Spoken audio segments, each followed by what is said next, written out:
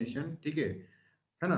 तो विलिंगली और unwillingly he is the father of nation. तो आप कुछ भी सोचते हो गांधी के बारे में, आपको यहाँ पर एथिकल ही सोचना चाहिए, ठीक है। कोई भी आपका आर्ग्यूमेंट जो आपके नेगेटिविटी ला रहे हो गांधी की तरफ, उसको एग्जाम के पर्सपेक्टिव से आप साइडलाइन कर दीजिए, ठीक है। चलिए, let's understand the Gandhi. Gandhi को हमने अंडरस्टैंड करा था, और गांधी को हम पढ़े थे स्टार्टिंग के अंदर। इनके जो हम 5 वोज ऑफ जैनिज्म जो गांधी ने देखा था, ठीक है, उसको हम समझ रहे थे। ट्रुथ को हम समझ चुके थे। ट्रुथ क्या होता है? ट्रुथ इज गॉड, ठीक है। ट्रुथ गॉड है, मतलब ट्रुथ को बड़ा मान रहे हैं गॉड से। और ट्रुथ क्या है? Truth is God. That means that God से भी बड़ी चीज जो है वो ट्रुथ है, और गॉड को जान जाना ही उनका ट्रुथ है, ठीक है। और फिर उसको प्रैक्टिस करना, that is what, that is the truth, right. तो इसके अंदर गॉड इस ट्रुथ को जगह उन्होंने ट्रुथ इज गॉड करा था, ये अपन ने समझा था, ये अपन डिफरेंट डायमेंशन के अंदर समझा था। ट्रुथ और सत्य for Gandhi is God himself, ये सब हमने देखा था इसके अंदर। और आई होप कि अपन ने सत्याग्रही क्या होता है ये अपन ने सब समझ लिया था, ठीक है। अब गांधी का कंसेप्ट ऑफ रिलीजन ये हमको पढ़ना है, और फिर भी गांधी के बारे में बहुत सारी चीजें हमको इसके अंदर समझ में आनी है, राइट। तो देखिए, कॉन्सेप्ट ऑफ रिलीजन हम इसके अंदर समझते हैं कि I believe in fundamental truth of all the great religion. ये कौन बोल रहे हैं? गांधी जी बोल रहे हैं कि मैं सारे ही रिलीजन को, बच्चों सारे ही रिलीजन को मैं मान रहा हूँ, उनका फंडामेंटल ट्रुथ को मैं मान रहा हूँ। सब ग्रेट रिलीजन के फंडामेंटल ट्रुथ को मानता हूँ मैं, whether it is Hinduism, whether it is Islam, whether it is Christianity. हर एक के फंडामेंटल ट्रुथ को कौन मान रहा है? गांधी मान रहे हैं। They were at bottom all one and were all helpful to one another, ठीक है। ये अगर हम गहराई में देखें तो ये एक सब एक ही चीज है, ठीक है। ये सब एक ही है, और हर एक को देखें तो गहराई के अंदर जाकर देखेंगे तो आपको एक ही चीज मिल जाएगा, ठीक है। इस तरह से उन्होंने, गांधी ने बोला। गांधी ने मेटाफिजिकल मोनिज्म के बारे में बोला, और उन्होंने बोला राम, खुदा, ईश्वर, क्राइस्ट, ये सब चीजें क्या होता है? ये सब एक ही है। गॉड जो है, रियलिटी जो है वो एक ही है। राम, खुदा, ईश्वर और क्राइस्ट, ये सब चीजें एक ही है, राइट। तो आई होप, आई थिंक ये अपन ने पढ़ लिया था क्या बच्चों? Anybody in the class? Yes sir. Yes sir. पूरा कंसेप्ट ऑफ रिलीजन पढ़ लिया था अपन ने? स्पेसिफिक रिलीजन के बारे में पढ़ रहे थे सर लास्ट में। क्या पढ़ रहे थे? Specific religion. अच्छा, स्पेसिफिक रिलीजन। तो गांधी ने, हाँ, Gandhi talk about the specific religion, है ना। गांधी ने स्पेसिफिक रिलीजन के बारे में बताया कि religion are different roots. Specific religion जो तुम्हारा खुद का है, ठीक है। Specific religion, that is specific religion. पर वो क्या है? वो लेकर वहीं पर जाएगा तुम्हारे पास, ठीक है। जनरल रिलीजन पे ही लेके जाएगा।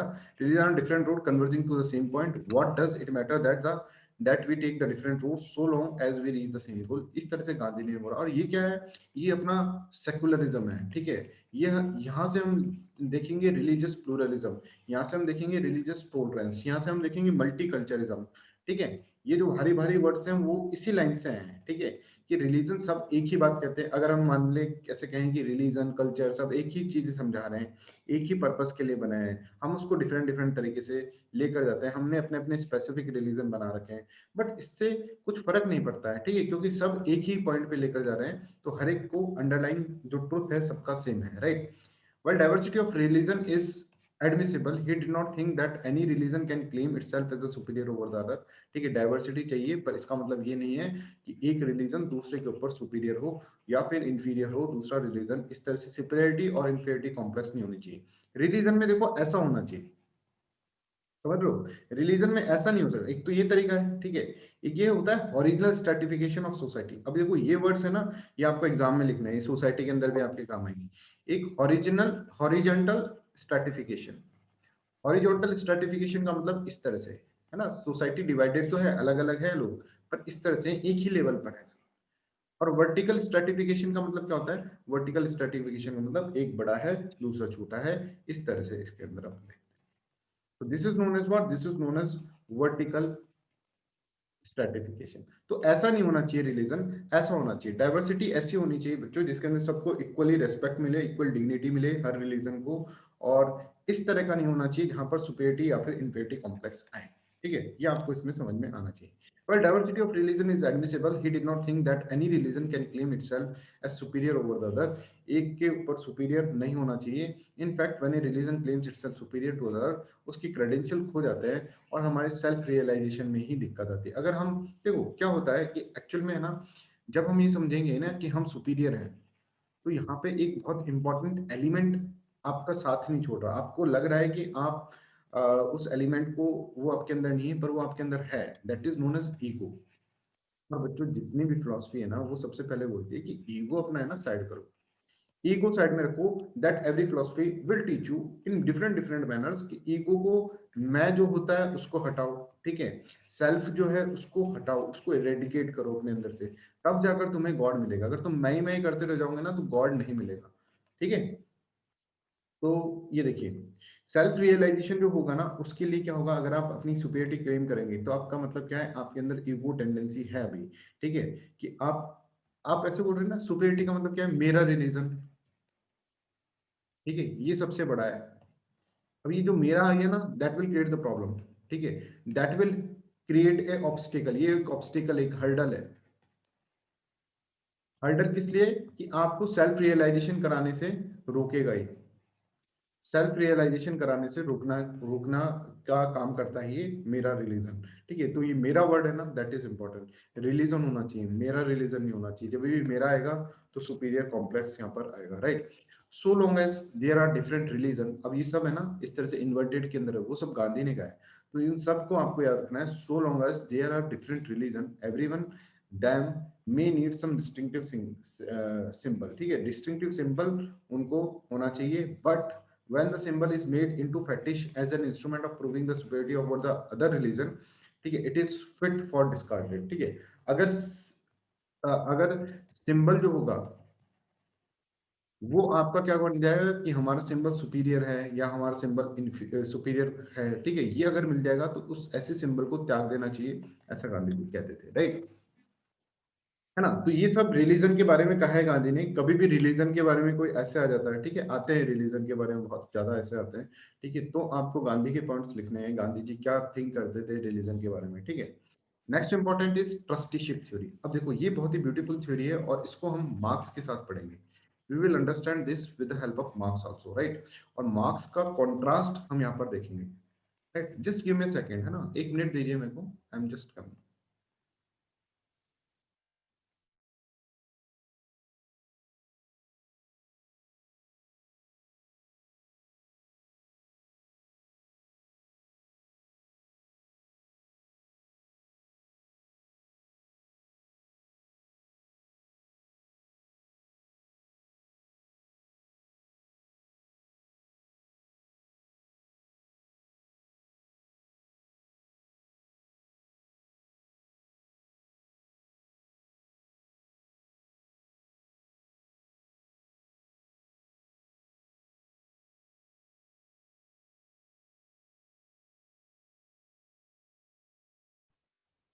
हाँ जी, तो मार्क्स क्या बोलते हैं ये समझेंगे अपन, और मार्क्स को कैसे कॉन्ट्रास्ट करके गांधी अपनी थ्योरी दे रहे हैं ये हम समझेंगे, ठीक है।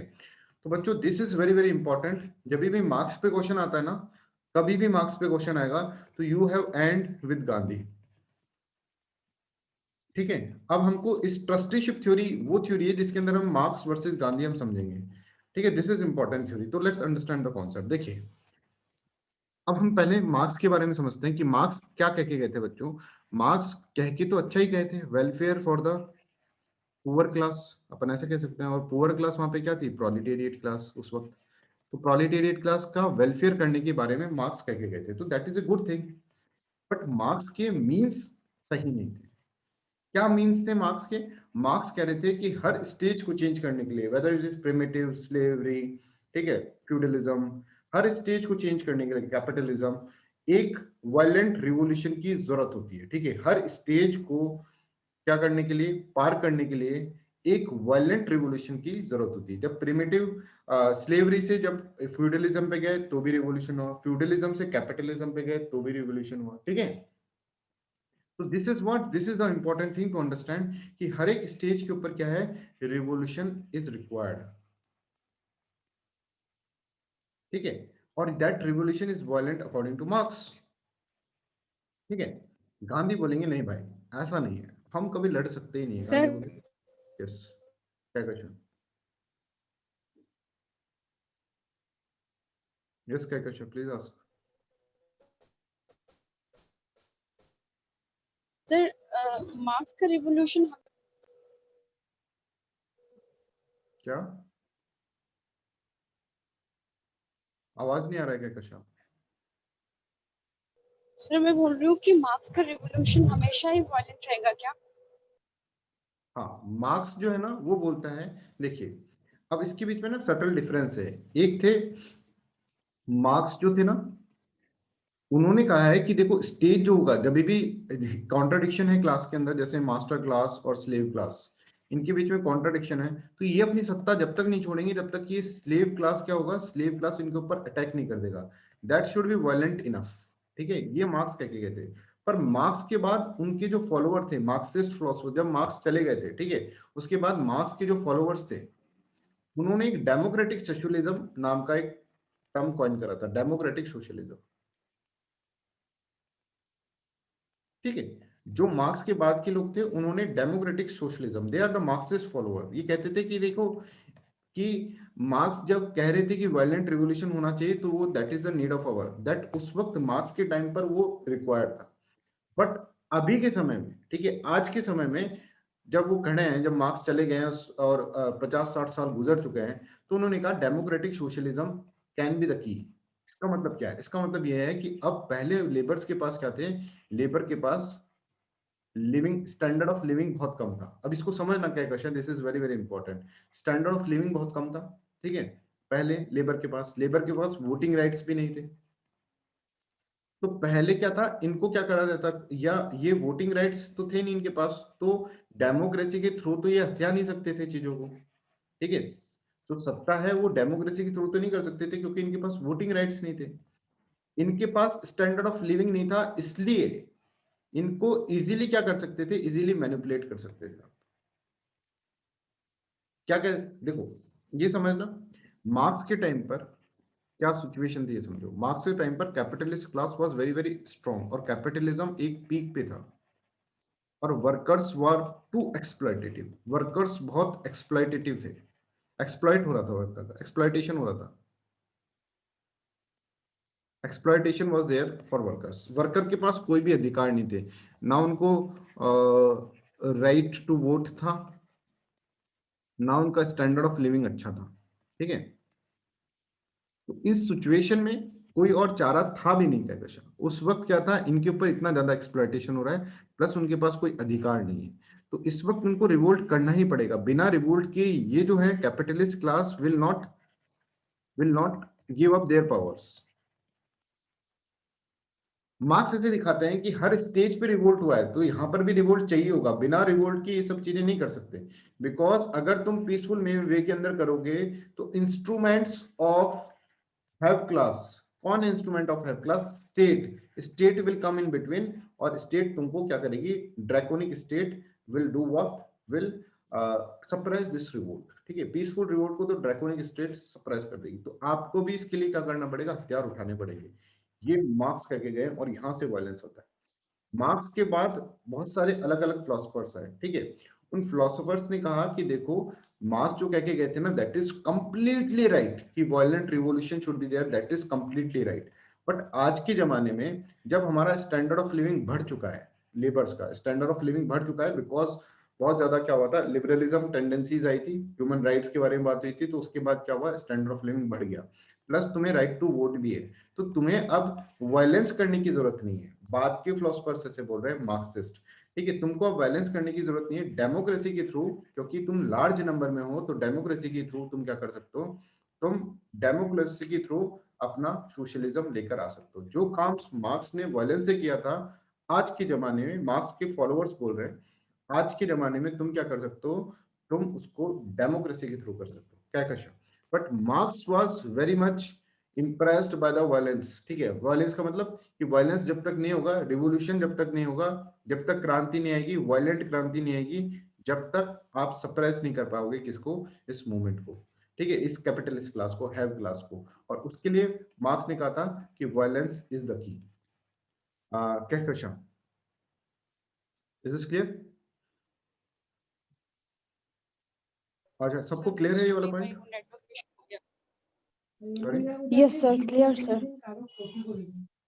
ठीक है, तो अब ये समझो कि ये जो सोशलिज्म है ना, इस सोशलिज्म को जहां ये बोल रहे हैं कि स्टैंडर्ड ऑफ लिविंग हमारा बढ़ चुका है, देखो एक बात समझो कि एक आदमी है गरीब, बिल्कुल गरीब, इसके पेट में बिल्कुल खाना नहीं है, दो बच्चे हैं इसके, दोनों रो रहे हैं सुबह शाम, ठीक है। इसकी वाइफ इसको ताने मारती रहती है कि कुछ नहीं कमाते। ये कैपिटलिस्ट कैपिटलिस्ट जो है, कैपिटलिस्ट सिनेरियो जब चल रहा है सोसाइटी के अंदर, तो ये जाता है सोसाइटी के अंदर काम करने, तो बॉस भी इसको डांटता है, इसका कैपिटलिस्ट का खून चूस रहा है, सब जगह से परेशान है। ये पर्सन ए पर्सन है ऐसे मानो। दूसरा पर्सन सोचो कि एक ऐसा पर्सन है जो कि क्या है, जो कि बहुत सेटल हो चुका है, इसका ठीक ठाक है, मतलब खाने पीने का ठीक ठाक हो रहा है, इसका स्टैंडर्ड ऑफ लिविंग बढ़ा हुआ है इसका, ठीक है। और इसके बच्चे स्कूल भी जाने लगे, है ना, इतना स्टैंडर्ड ऑफ लिविंग आ गया। और वाइफ भी खुश खुश रहती है आजकल, ठीक है। और इसका लाइफ सेटलमेंट की तरफ ही देख रहा है लाइफ को, है ना। ये है बी पर्सन। मुझे बताओ ए और बी में से कौन रिवोल्ट करेगा? अगर मान लो कोई इसको बोले कि भाई लड़, कैपिटलिस्ट के खिलाफ लड़ना है, तो कौन करेगा, ए और B? Anybody in the class? A, sir. A will do that one. तो देखो ये था लेबर मार्क्स के टाइम पर। At the time of Marx this was the condition of labour. पर मार्क्स के बाद जब क्या हुआ, सोशलिज्म आया, ठीक है, बहुत सारी कंट्रीज के अंदर सोशलिज्म आया, तो उसके बाद क्या हुआ, उसके बाद ये वाली कंडीशन थी। तो इस कंडीशन में अगर तुम इसको कहोगे ना, तो ये बोलेगा भाई बहुत मुश्किल से लाइफ सेटल हुई है यार, हमें सेटलमेंट, मेरे को नहीं लड़ना किसी, ठीक है, जितना मिल रहा है ना उतना ठीक है, स्टैंडर्ड ऑफ लिविंग ठीक है अपना, अब मुझे इतना नहीं अंदर से गुस्सा आ रहा है। इसको गुस्सा, इसके पास तो कुछ है ही नहीं खोने के लिए, तो ये कहेगा जाकर उसका कैपिटलिस्ट का अगर मैंने सर भी फोड़ दिया और मेरे को जेल हो गई, तो भी जेल में खाना तो मिल जाएगा, यहाँ तो खाना ही नहीं मिल रहा है, कम से कम वाइफ से दूर तो रहेंगे, ये जो सुबह शाम ताने सुनते हैं वो तो नहीं सुनेंगे, ऐसा सोच कर ही जाएगा। And he can create the destruction. But यहाँ पर ही समझो, यहाँ पर ऐसी सिचुएशन है कि यहाँ पर ऐसा सिचुएशन नहीं है। यहाँ पे इसको इजीली कह सकते हैं कि चलो डेमोक्रेसी के थ्रू, क्योंकि तुम्हारे पास राइट, वोटिंग राइट्स भी आ गए, यहाँ तो वोटिंग राइट भी नहीं थे, तुम्हारे पास वोटिंग राइट भी आ गए, तो डेमोक्रेसी के थ्रू क्या करो, तुम अपना डिक्टेटरशिप कर लो, डिक्टेटरशिप ऑफ प्रोलेटेरिएट तो करना है ना, तो वो तुम उसके थ्रू कर लो। इस चीज को, ये जो बी वाली चीज है ना, that is known as evolutionary socialism, socialism और डेमोक्रेटिक सोशलिज्म। जो सोसाइटी जिसके पास ऑप्शनल है ना, सोशियोलॉजी सॉरी, तो समझ रहे होंगे व्हाट आई वांट टू से, ठीक है। Anybody has any doubt in this one, please let me know. तो मार्क्स को आप वायलेंट बोल सकते हैं, बिकॉज मार्क्स कहता है कि देखो मेरे को वैसे वायलेंस पसंद नहीं है, पर बिना वायलेंस के चीज नहीं हो पाएगी, जब तक वायलेंस नहीं होगा ना, जब तक चीज नहीं हो पाएगी। मार्क्स ऐसे बोलते थे देखो कि ये जो पानी है, पानी के अंदर जब तक उबाल नहीं आएगा ना, सबके अंदर उबाल नहीं आएगा, तब तक बात बनेगी नहीं। और जब ये उबाल आ जाएगा सब पे, जब ये 100 डिग्री सेल्सियस पे आ जाएंगे सब, इस टाइम पर क्या होगा, इस टाइम पर एक वायलेंट रिवोल्ट होगा, और वो इतना वायलेंट होगा कि स्टेट भी इसको सप्रेस नहीं कर पाएगा। This is known as evolutionary socialism, democratic socialism, इस तरह से आप इसको बोल सकते हैं कि this is not known as, this is known as Marxism. इसके just opposite is evolutionary socialism और डेमोक्रेटिक सोशलिज्म, ठीक है, जिसके अंदर ये कहता है कि देखो भाई लड़ाई करने से कोई फायदा नहीं है, वायलेंस नहीं, आप अपने अंदर सिस्टम के हिसाब से बदलो। मार्क्स के टाइम पे that was the need of war, ठीक है, बट हमारे टाइम पर क्या है, हमारे टाइम पर हमारे पास राइट्स है, तो we can go, we can demand for our rights, ठीक है। डेमोक्रेसी आ चुकी है सिस्टम के अंदर, तो ये बोल रहा है डेमोक्रेटिक सोशलिज्म, जहां पर इनके पास वोटिंग राइट्स है। अब वोटिंग राइट्स हैं और आप देखेंगे कि ये मासेस के अंदर है, अगर ये मासेस के अंदर है और इनके पास वोटिंग राइट्स है, तो बच्चों ये ही जीतेंगे। तो इन्होंने कहा कि इस तरह से हमको क्या करना चाहिए, हमको यूनियन बनाकर इस तरह की चीजें करनी चाहिए, ठीक है। तो ये कॉन्सेप्ट है इवोल्यूशनरी सोशलिज्म और डेमोक्रेटिक सोशलिज्म। तो पहले जो मार्क्स थे ना, मार्क्स तो वायलेंस को सपोर्ट करते थे, मार्क्स कहते थे भाई वायलेंस करना ही होगा, ठीक है, इस तरह से मार्क्स सपोर्ट करते थे कि violence is the key to change the system, ठीक है। पर लेटर जो फॉलोवर्स आए मार्क्स के, उन्होंने कहा कि भाई हम मार्क्स को मानते हैं, मार्क्स हमारे भगवान है, बट वायलेंस इस टाइम पर करना ठीक नहीं है। That is known as evolutionary socialism और democratic socialism. I hope everybody understood this, what is this concept, right. तो कहीं पर ऐसे लिखा हो कि follower of Marx believe in democracy, तो डेमोक्रेटिक वो मार्क्स के बाद वाली स्टेज है, ठीक है, जब मार्क्स चले गए, मर गए मार्क्स, उसके 50-60 साल हो गए, उसके बाद जो नए फिलोसफर है, जब जो इनके पास लेबर्स के पास कुछ राइट्स आ गए, वोटिंग राइट्स आ गए, लेबर का स्टैंडर्ड ऑफ लिविंग बढ़ चुका है, उसकी बात है, उसकी बात आप इसके अंदर कर रहे हैं, ठीक है। तो I hope this is clear. अब समझो ट्रस्टीशिप थ्योरी क्या होता है। ट्रस्टीशिप थ्योरी एक बहुत ही एक्सीलेंट कॉन्सेप्ट है, बट ये आइडियलिस्टिक कॉन्सेप्ट है। अच्छा देखो, ये कैपिटलिस्ट है, अभी बिल्कुल ध्यान से सुनना बच्चों, और ये है लेबर। मार्क्स लेबर से बोलते हैं कि भाई जाके बढ़ जा, गो एंड फाइट। गांधी बोलेंगे रुको मार्क्स, ठीक है। एक और वे है, एक और तरीका है। मार्क्स पूछेंगे सर कोई तरीका नहीं है, आप बताओ क्या, कोई तरीका नहीं है इसके अंदर। बोलते नहीं नहीं, गांधी बोल रहे हैं एक और तरीका है भाई, लेट मी एक्सप्लेन। बोले अच्छा। बोले क्या हो कि कैपिटलिस्ट खुद जाकर लेबर के पास जाए और बोले कि भाई साहब मैंने आपके साथ बहुत बुरा करा है, प्लीज फॉरगिव मी, और बताओ तुम्हारे लिए मैं क्या कर सकता हूँ। ऐसा हो जाए तो मार्क्स बोलेंगे कि गांधी जी ख्वाबों में रहना छोड़ दो। गांधी जी बोलेंगे कि नहीं, ये हो सकता है। मार्क्स बोलेंगे कैसे? गांधी जी बोलेंगे man, whether it is labor or whether it is capitalist, by its very nature is benevolent। ये benevolent है, इसको अगर हम समझाएंगे ना तो इसको समझ में आ जाएगा यार मैं गलत कर रहा हूं। और ये क्या करेगा फिर, पश्चाताप करेगा, और फिर क्या करेगा, फिर ये अपने मन से काम करेगा, मन से इसका वेलफेयर करेगा, इसका एक तरह से ट्रस्टी की तरह ये बिहेव करेगा। समझ में आ रहा है व्हाट गांधी जी सिंह? गांधी जी कह रहे हैं कि मेरे को let me handle the situation, ठीक है। मैं इसको कुछ ऐसे करता हूँ कि खुद जाके लेबर से बोलेगा भाई मैंने तुम्हारे साथ बहुत गलत करा है, आई वॉज टू एक्सप्लॉयटेटिव, मैंने तुम्हारे साथ बहुत इनह्यूमन चीजें करी हैं, अब मैं तुम्हारा ट्रस्टी की तरह बिहेव करूंगा। तो ये कंडीशन अच्छा है मार्क्स, कि तुम्हारा वाला कंडीशन अच्छा है, तो मार्क्स बोलेगा सर अगर आप ऐसा काम कर दोगे तो I will be devotee of yours, ठीक है। इस तरह से मार्क्स बोले, ठीक है। समझ में आ रहा है कि मार्क्स वायलेंस चाहता नहीं है, पर मार्क्स क्या है, मार्क्स कह रहा है कि वायलेंस होगा। पर वो कहेगा गांधी जी से, पर गांधी जी ये हो नहीं सकता, बिकॉज मेरे पास क्या है, साइंटिफिक प्रूफ है इसका। बोलेगा दिखाओ। उसने खोल के रख दी हिस्ट्री, ये देखो प्रिमिटिव कम्युनिज्म, ये देखो स्लेवरी, स्लेवरी से फ्यूडलिज्म कैसे है, फ्यूडलिज्म से कैपिटलिज्म कैसे है। गांधी जी उन्होंने बोला हाँ भाई बात सही है तुम्हारे पास, पर उस टाइम पर जब स्लेवरी का टाइम चल रहा था, जब फ्यूडलिज्म के टाइम चल रहा था, तब कोई महात्मा गांधी पैदा नहीं हुआ था। Mahatma Gandhi will reply like that. इसलिए वहां पर क्या हुआ, वायलेंस की जरूरत हुई। समझ में आ रहा है? ये हाइपोथेटिकल कन्वर्जेशन कर रहे हैं, ऐसा कुछ हुआ नहीं, बस हम समझने के लिए कन्वर्जेशन कर रहे हैं महात्मा गांधी को और मार्क्स को। तो Mahatma Gandhi will say to Marx कि देखो मार्क्स, तुम्हारी ये बात बिल्कुल सही है कि क्लास होती है ना, उसके अंदर एक्सप्लॉयटेशन हो जाता है। पर हम अगर क्लासेस को हटाना, तुम जो क्लासलेस सोसाइटी की बात कर रहे हो ना Marx, that is not the, that is something that we can not achieve, we can not achieve this, this is too idealistic. ऐसा हो ही नहीं सकता कि क्लास ना हो, क्योंकि हर आदमी क्या है, डिफरेंट इंटेलेक्ट का है, डिफरेंट विलनेस का है, डिफरेंट कैपेसिटी है उसके पास। तो वो अगर इस तरह का काम करेगा, क्लासलेस सोसाइटी बन ही नहीं सकती मार्क्स।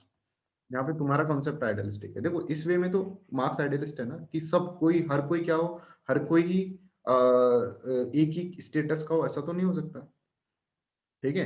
हर कोई एक ही स्टेटस का हो, there is no class, there is no caste, ऐसा तो सिस्टम पॉसिबल ही नहीं है। नो रिलीजन, जो मार्क्स बोलता है कम्युनिज्म, तो ये बोलते हैं देखो मार्क्स ऐसा रिलीजन, ऐसा सिस्टम तो पॉसिबल नहीं है। हम क्या कर सकते हैं, ज्यादा से ज्यादा हम क्या कर सकते हैं, आपको क्या करना है, आपको वेलफेयरिज्म ही तो लाना है ना मार्क्स। तो मार्क्स ऐसा करिए ना, इसके बीच में क्लास कॉपरेशन का कंसेप्ट लेकर आ जाते हैं कि क्लास तो है, क्लास को मत हटाओ, पर क्लास के अंदर कॉपरेशन हो, there should be cooperation between the class. Are you getting this one? कि क्लास के बीच में अगर हम कॉपरेशन करें, क्योंकि क्लासलेस सोसाइटी तो आइडियलिस्टिक कॉन्सेप्ट आ गया भाई मार्क्स, तुम्हारा ये तो हो नहीं सकता, कहीं प्रैक्टिकली ही पॉसिबल नहीं है, ठीक है। तो हमको क्या करना है, हमको क्लासलेस सोसाइटी की तरफ ना जाके, हम जो क्लास है यहाँ पे उसके बीच में ही कॉपरेशन एस्टेब्लिश कर दे तो कैसा रहेगा। मार्क्स बोलता है कि सर आप बात तो बहुत अच्छी करते हो, सुनने में तो मजा आ जाता है, बट ये पॉसिबल नहीं है। गांधी बोलते हैं पॉसिबल है। कैसे? ट्रस्टीशिप थ्योरी से। ट्रस्टीशिप थ्योरी क्या है? Now we can understand the trusteeship theory, ठीक है। तो मार्क्स जो था ना, एक वर्ड के अंदर बोलते तो वो क्लास कंफ्लिक्ट की बात करता था मार्क्स, है ना। गांधी जो हैं वो क्या कर रहे हैं, गांधी जो बात कर रहे हैं वो है class cooperation. That is the one word difference between Mahatma Gandhi and marks. दोनों चाहते हैं कि जो हैव नॉट क्लास हो उसका वेलफेयर हो, वेलफेयर ये दोनों चाहते हैं। Any doubt in this one please let me know. Anjum, कोई डाउट है इसमें? Anjum, Vijayakanth, Avinash, Rishabh? No, sir. No sir.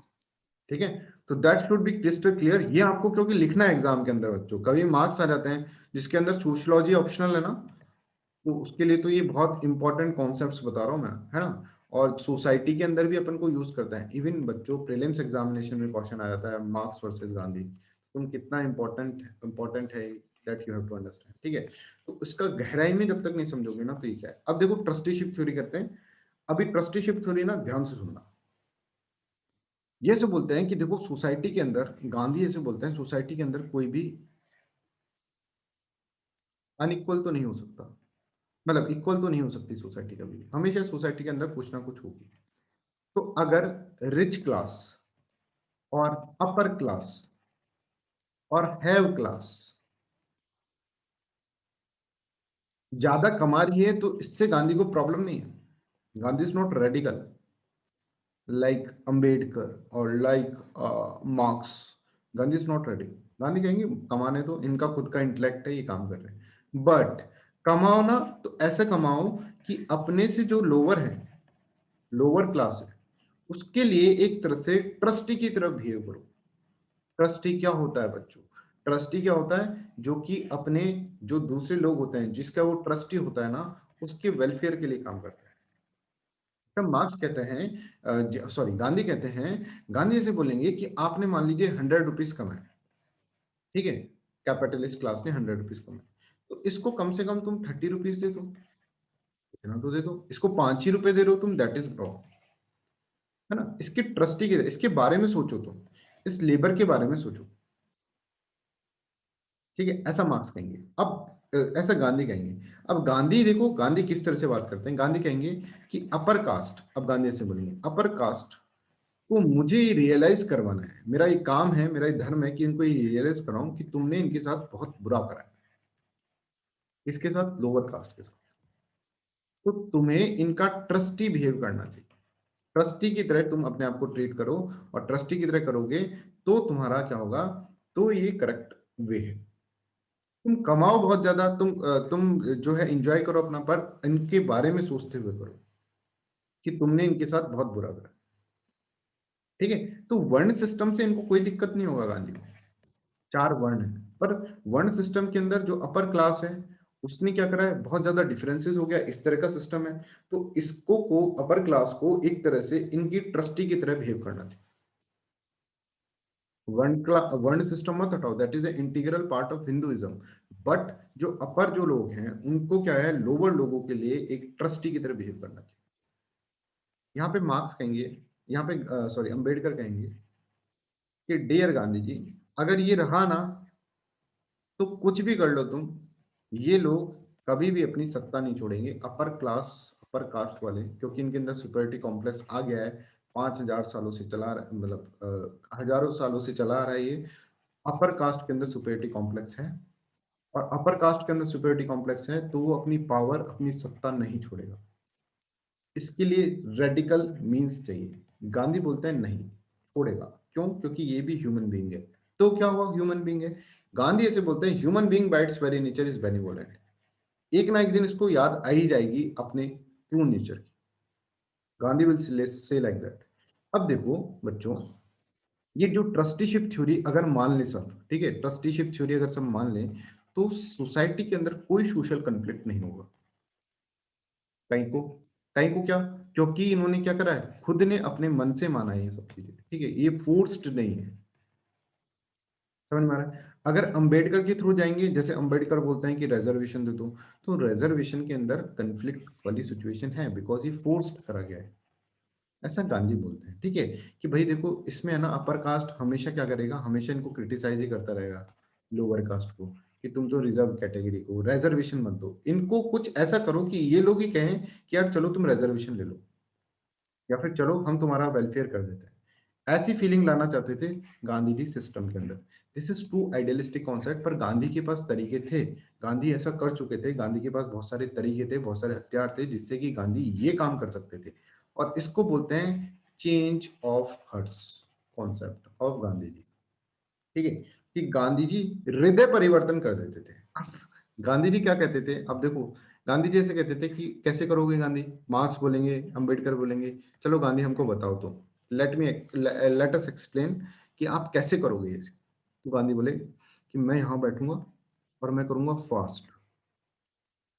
Okay, Ambedkar will say okay then, मेरे फास्ट करने से क्या होगा, अपर कास्ट का हृदय परिवर्तन हो जाएगा, चेंज ऑफ हार्ट्स। अंबेडकर बोलेंगे व्हाट इज दिस भाई, ये कौन सा कॉन्सेप्ट आ गया।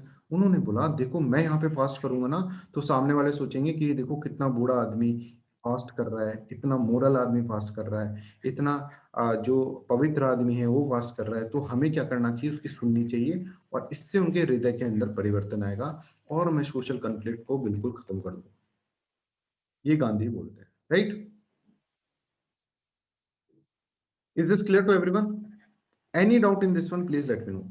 तो ट्रस्टीशिप थ्योरी क्या हुआ कि अपर जो लोग हैं जिनका अपर स्टेटस हो गया, weather it is upper caste, weather it is rich people, weather it is capitalist class, weather it is anyone, उसके अंदर डाल दो आप अपर स्टेटा के अंदर, उसके पास क्या है, वो क्या कर सकता है, उसको ट्रस्टी की तरह बिहेव करना चाहिए, तब जाके सोसाइटी के अंदर सोशल कॉपरेशन आएगा।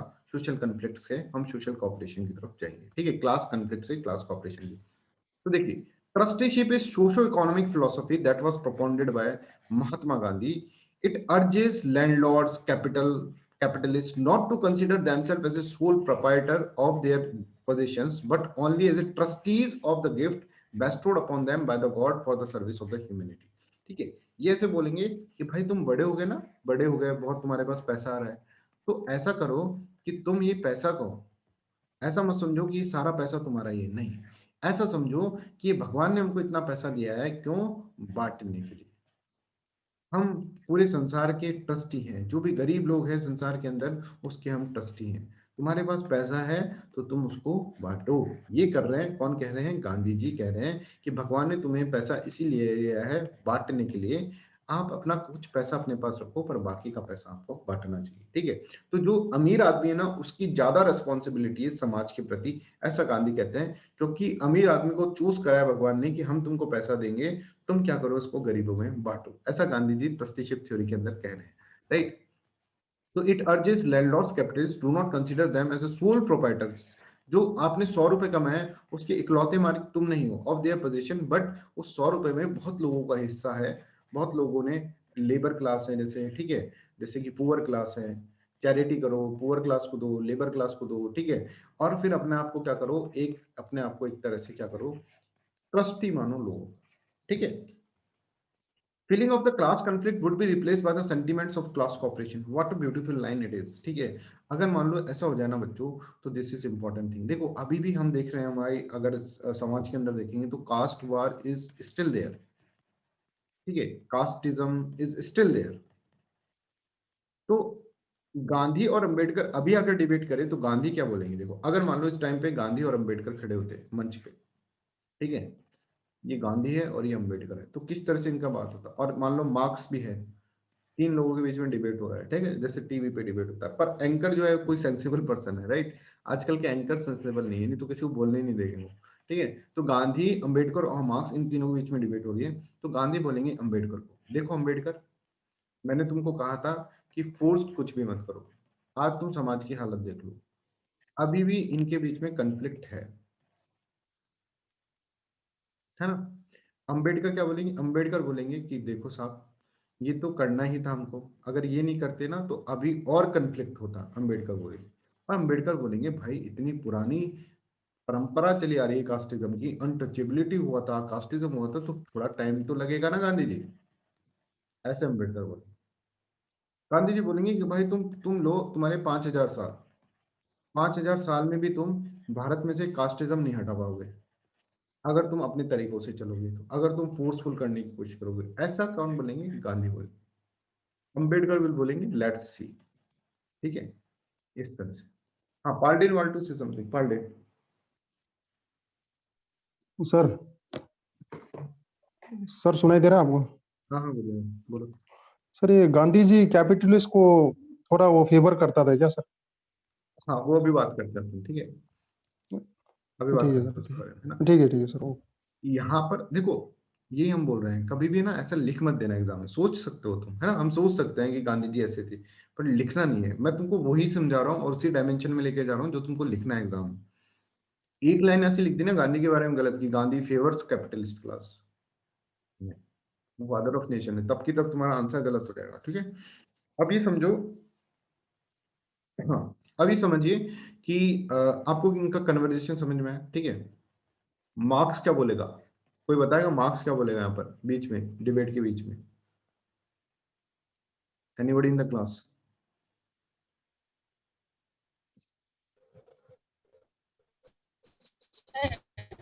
हम्म सिस्टम पूरा उखाड़ के फेंकना चाहिए, ऐसे बोलेगा सर। मार्क्स सर चाहेगा बोल कि सकते अम्बेडकर हैं तुमने गलती करी, तुम कम रेडिकल हो अम्बेडकर। हाँ, एक सेकंड, अब हम बताते हैं, अम्बेडकर तुमने गलती करी। कि क्या कैसे आपका आवाज आ नहीं रहा है अभी? I think network issue. ठीक है, marks will say like that, marks ऐसे ये कहेगा कि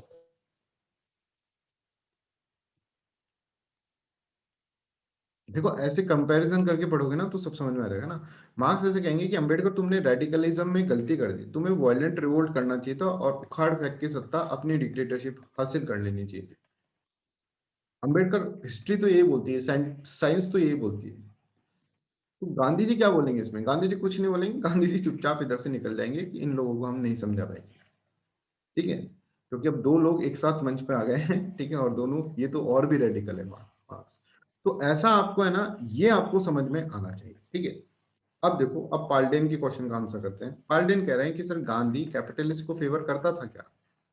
एक तो बच्चों ऐसा है कि गांधी जी को है ना, जब भी बोलो ना रेस्पेक्ट से बोलना इंटरव्यू में।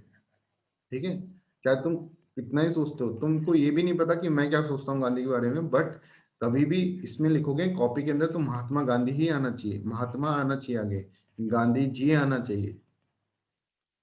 समझो? ठीक है, तो कैपिटलिस्ट को फेवर करता था, नहीं करते थे क्या? ठीक है, अब इसका आंसर सुनो। गांधी ऐसे बोलते थे कि भाई पैसे कमाने में कोई दिक्कत नहीं, उनके बहुत सारे फ्रेंड्स भी थे जो कि क्या थे, कैपिटलिस्ट थे। ठीक है, तो उनके फ्रेंड्स भी कैपिटलिस्ट, तो उन्होंने कहा पैसे कमाने में कोई दिक्कत नहीं, पैसे कमाओ, पर तुम लोग है ना ट्रस्टी बनो। कि गांधी हमेशा से बोलते थे कि तुम ट्रस्टी बनोगे, तुम जो पुअर लोग हैं उनका खून चूस के पैसे मत कमाओ, तुम उनका वेलफेयर करने के लिए पैसे कमाओ। कि मैं वेलफेयर करने के लिए पैसे कमा रहा हूँ। ठीक है, ये कहते थे गांधी जी, उनको इस तरह से बोलते थे कि तुम पैसे कमाओ, पर तुम्हारा लाइन ऑफ थॉट ऐसा नहीं होना चाहिए कि मैं अमीर बन जाऊं और मैं एक्सप्लॉयटेशन कर लूं इसलिए पैसे कमाऊं। नहीं, तुम्हारा लाइन ऑफ थॉट ये होना चाहिए, मैंने पैसे कमाए, भगवान की असीम कृपा है मेरे ऊपर कि मेरे को इतने पैसे कमाने लायक बनाया भगवान ने, अब चलो हम इसको बांट देते हैं। Palden. Palden, is this clear? So never ever in your answer copy or in your interview will you will not say like that कि भाई गांधी फेवर करते थे इसको, उसको फेवर नहीं करते। हाँ, हम सोच सकते हैं, हम उस पर बिलीव कर सकते हैं, हम उसके ऊपर पूरा मोरल वैल्यूज हमारी बना सकते हैं, उसके ऊपर इतना बिलीव कर सकते हैं कि गांधी जी ऐसे थे, बट कॉपी में नहीं लिख सकते। The reason is that he is the father of nation. Father के अगेंस्ट में अपन घर में नहीं बोल पाते। ठीक है ना? तो this is what, this is the understanding. हाँ, Rishabh want to say something, Rishabh, then Vijayakanth will say. Sir ये गांधी जी की trusteeship theory sir stateless society की तरफ तो कुछ बोलती नहीं है ना? अभी बताते हैं वो बट स्टेटलेस सोसाइटी क्या है, वो अनार्किज्म वाला कॉन्सेप्ट है ऋषभ, वो हम लेकर आते हैं, ठीक है। है ना? हाँ, कौन, Vijayakanth want to say something, Vijayakanth. Sir अगर वो ऐसे वो गांधी जी कैपिटलिस्ट का था तो सर जो उनका एक खेद में था, वो जो रिवॉल्ट हुआ था जिसमें उन्होंने लेबर्स को सपोर्ट किया था, उनका फ्रेंड फैक्ट्री का ओनर था। हाँ, तो क्या हो गया उसमें? तो सर कैपिटलिस्ट कैसे, मतलब कि वो तो हम ऐसे नहीं बोल सकते ना कि वो कैपिटलिस्ट को यही सपोर्ट तो करते थे पार्लिन में पूरी मैंने लाइफ समझा है, यही तो मैं तरीके बोल से। रहा हूँ, अभी तो ये बोल रहा हूँ कि ऐसे नहीं बोल वही सकते, सर कि है ना? विजयकांत, पार्लिन want to say something again. Sir हाँ सर मैंने ये क्वेश्चन इसलिए पूछा ना कि sir all India trade union Congress जो है ना सर, आपने पढ़ाया था वर्किंग क्लास मूवमेंट वाला, तो उसमें वही था ना सर कि जो कांग्रेस सोशलिस्ट पार्टी जो कांग्रेस से निकला हुआ था ना सर, इसका एक कारण वही था कि सुभाष चंद्र बोस और पंडित नेहरू जी जो है वो गांधी जी के पॉलिसी के अगेंस्ट में था थोड़ा सा सर। वो क्यों था बोलने से, जितना भी सर ये ट्रेड यूनियन लोग हुआ था उस समय, जो लेबर क्लास के बारे में जो आवाज उठाता था ना सर, तो उसमें जितना भी सर ये बाद में अंत क्या हुआ सर, सोशलिस्ट पार्टी निकलने का एक रीजन ये भी था कि सर ये क्या बोलते हैं हम, ये गांधी जी ना हमेशा सर वो जितने भी सर ये इंडस्ट्री के मालिक और ब्रिटिश के साथ में था, तो इसलिए मुझे सर ऐसा क्वेश्चन मतलब दिमाग में लगा कि वो तो दिमाग में आना तो लाजमी है, पर मैंने आपको बताया कि लिखना क्या है ना। दिमाग में तो हमारे भी बहुत कुछ चल रहा है, ठीक है, पर हम लिख नहीं पाएंगे ना उसको, हम तुमको वो बोल नहीं पाएंगे, बिकॉज मेरे बोलना है कि तुम लिख दोगे फिर कॉपी में, समझ में आ रहा है? जी जी तो जी जी दिमाग में आना अलग बात है, कॉपी में लिखना अलग बात है। पार्टी जी जी सर, प्रियंका ठीक है Mishra, sir. Priyanka Mishra will say yes sir, तो सुनाई दे रहा है? थोड़ा सा कम सुन, वैसे ही मतलब थोड़ा माइक को पास रखिए जैसे पिछली बार बोले थे आप, प्लीज। हाँ सर, ठीक है सर। मैं बोल रही थी कि अगर गांधी और अंबेडकर पे क्वेश्चन आए तो मतलब किसको फेवर करना है? हाँ, बहुत अच्छा क्वेश्चन पूछा आपने, अभी बताते हैं, है ना, अभी इसको बताते हैं, राइट। ठीक है, एनी मोर क्वेश्चन? प्रियंका भी बस लेते हैं आपके क्वेश्चन को, ठीक ओके। है। Any more questions? देखो, this can be a question, ठीक है, ये बहुत इंपॉर्टेंट है, ये क्वेश्चन हो सकता है, यूपीएससी का यही ट्रेंड है। गांधी और सुभाष चंद्र बोस पे तो पूछ ही लिया है, अम्बेडकर भी पूछ सकते हैं। अब देखो गांधी और अम्बेडकर पे जो क्वेश्चन आएगा ना, वो आएगा कास्ट के ऊपर, फॉर श्योर, ठीक है। अम्बेडकर भी कास्ट के ऊपर उतने ही इंपॉर्टेंट है, आई एम रिपीटिंग अगेन, उतने ही इंपॉर्टेंट है जितने गांधी इंपॉर्टेंट है, समझ में आ रहा है? अंबेडकर भी इतने ही बड़े फिलोसफर है सोशल डेवलपमेंट के अंदर जितने गांधी है। अंबेडकर के भी मीन्स जो हैं दैट आर नॉन वायलेंट। जब अब देखो इसमें ना अपन तीनों को समझेंगे तब जाकर आपको समझ में आएगा। जब मार्क्स और गांधी के बीच में क्वेश्चन आएगा ना, you have to criticise Marx and support Gandhi, समझ में आ रहा है? You have to criticise Marx and support Gandhi. Marx पे जब आप लिख रहे हो ना, तो आपका कंक्लूजन हमेशा गांधी पे जाएगा कि मार्क्स को बता दिया आपने थोड़ी, फिर उन्होंने बोला नहीं, Gandhi is more wider concept होता है उनका, और उनका जो कॉन्सेप्ट है मोर एथिकल है then the Marx in which he is talking about the class cooperation. This is very very important to understand, ठीक है। गांधी और अंबेडकर के ऊपर क्वेश्चन आएगा, बैलेंस करना पड़ेगा। अंबेडकर पता है मार्क्स के बारे में क्या कहते थे? मार्क्स से बोलते थे अंबेडकर कि मार्क्स के बेस को मेरे को 1% भी इसका मजा नहीं आता। मार्क्स के बेस के अंदर मार्क्स क्या कर रहे हैं, एक साइड इतने इंक्लाइंड है कि फिर दूसरी साइड क्या होगी, वो एक्सप्लॉइटेटिव हो जाएगी। मार्क्स बैलेंस्ड नहीं है, बैलेंस पर्सन नहीं है, मार्क्स इम्पार्शियल पर्सन नहीं है, marks is a biased one.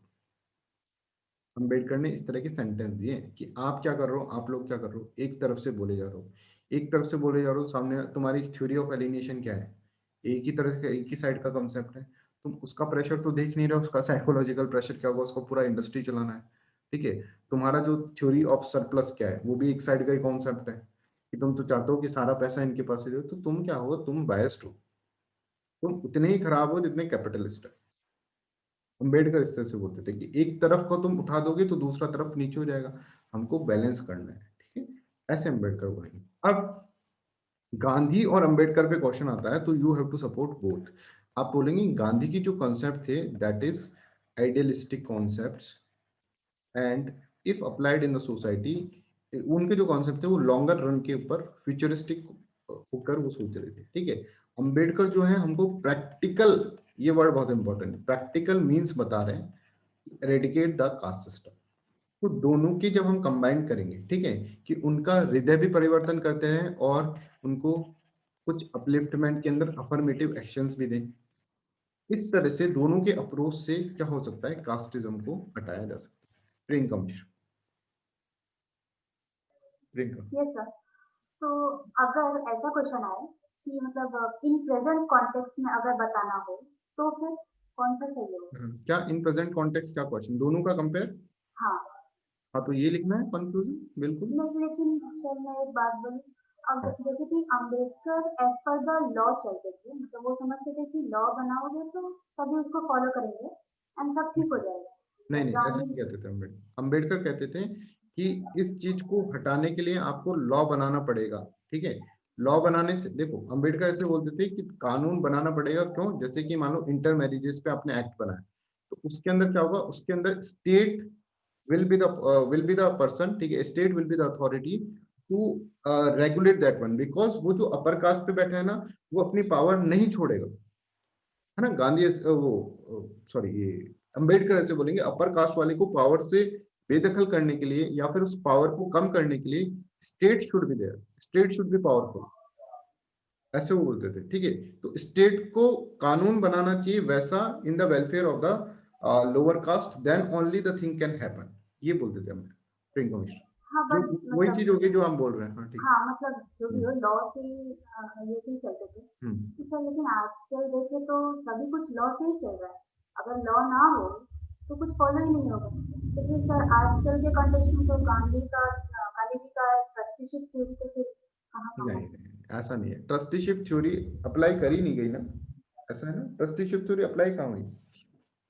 कोई गांधी का तो डेथ हो गया, कोई गांधी बना थोड़ी ना है जो ट्रस्टीशिप करने के लिए ऐसा थोड़ी ना बैठे बैठे उसको एक दिन सपना आएगा और upper caste will follow the things, ठीक है, ऐसा नहीं। उसको रियलाइज करवाना पड़ेगा, रियलाइज करवाने वाला कोई होना चाहिए ना सिस्टम के अंदर। तब रियलाइज कहते थे, गांधी कहते थे मैं तो करवा देता हूँ, मैं तो बड़े बड़ों को रियलाइज करवा देता हूँ, चेंज ऑफ हार्ट में कर देता हूँ, गांधी ऐसे बोलते थे। तो गांधी ये तो लेंगे कि अंबेडकर को फॉलो किया गया है इसलिए अभी कास्टिज्म नहीं हटा, मेरे को फॉलो किया गया था तो कास्टिज्म हट जाता, ऐसे बोलते। आप प्रियंका बोलिए। हाँ कि मतलब अगर अभी देखे तो अम्बेडकर का ही वो थॉट मतलब चल रहा है। पर अभी भी कास्ट वार्स तो होते हैं ना प्रियंका, हाँ अभी भी तो कास्टिज्म तो है ना। हाँ तो कहीं ना कहीं अंबेडकर का अप्रोच भी सही नहीं हुआ, परफेक्टली तो नहीं आया।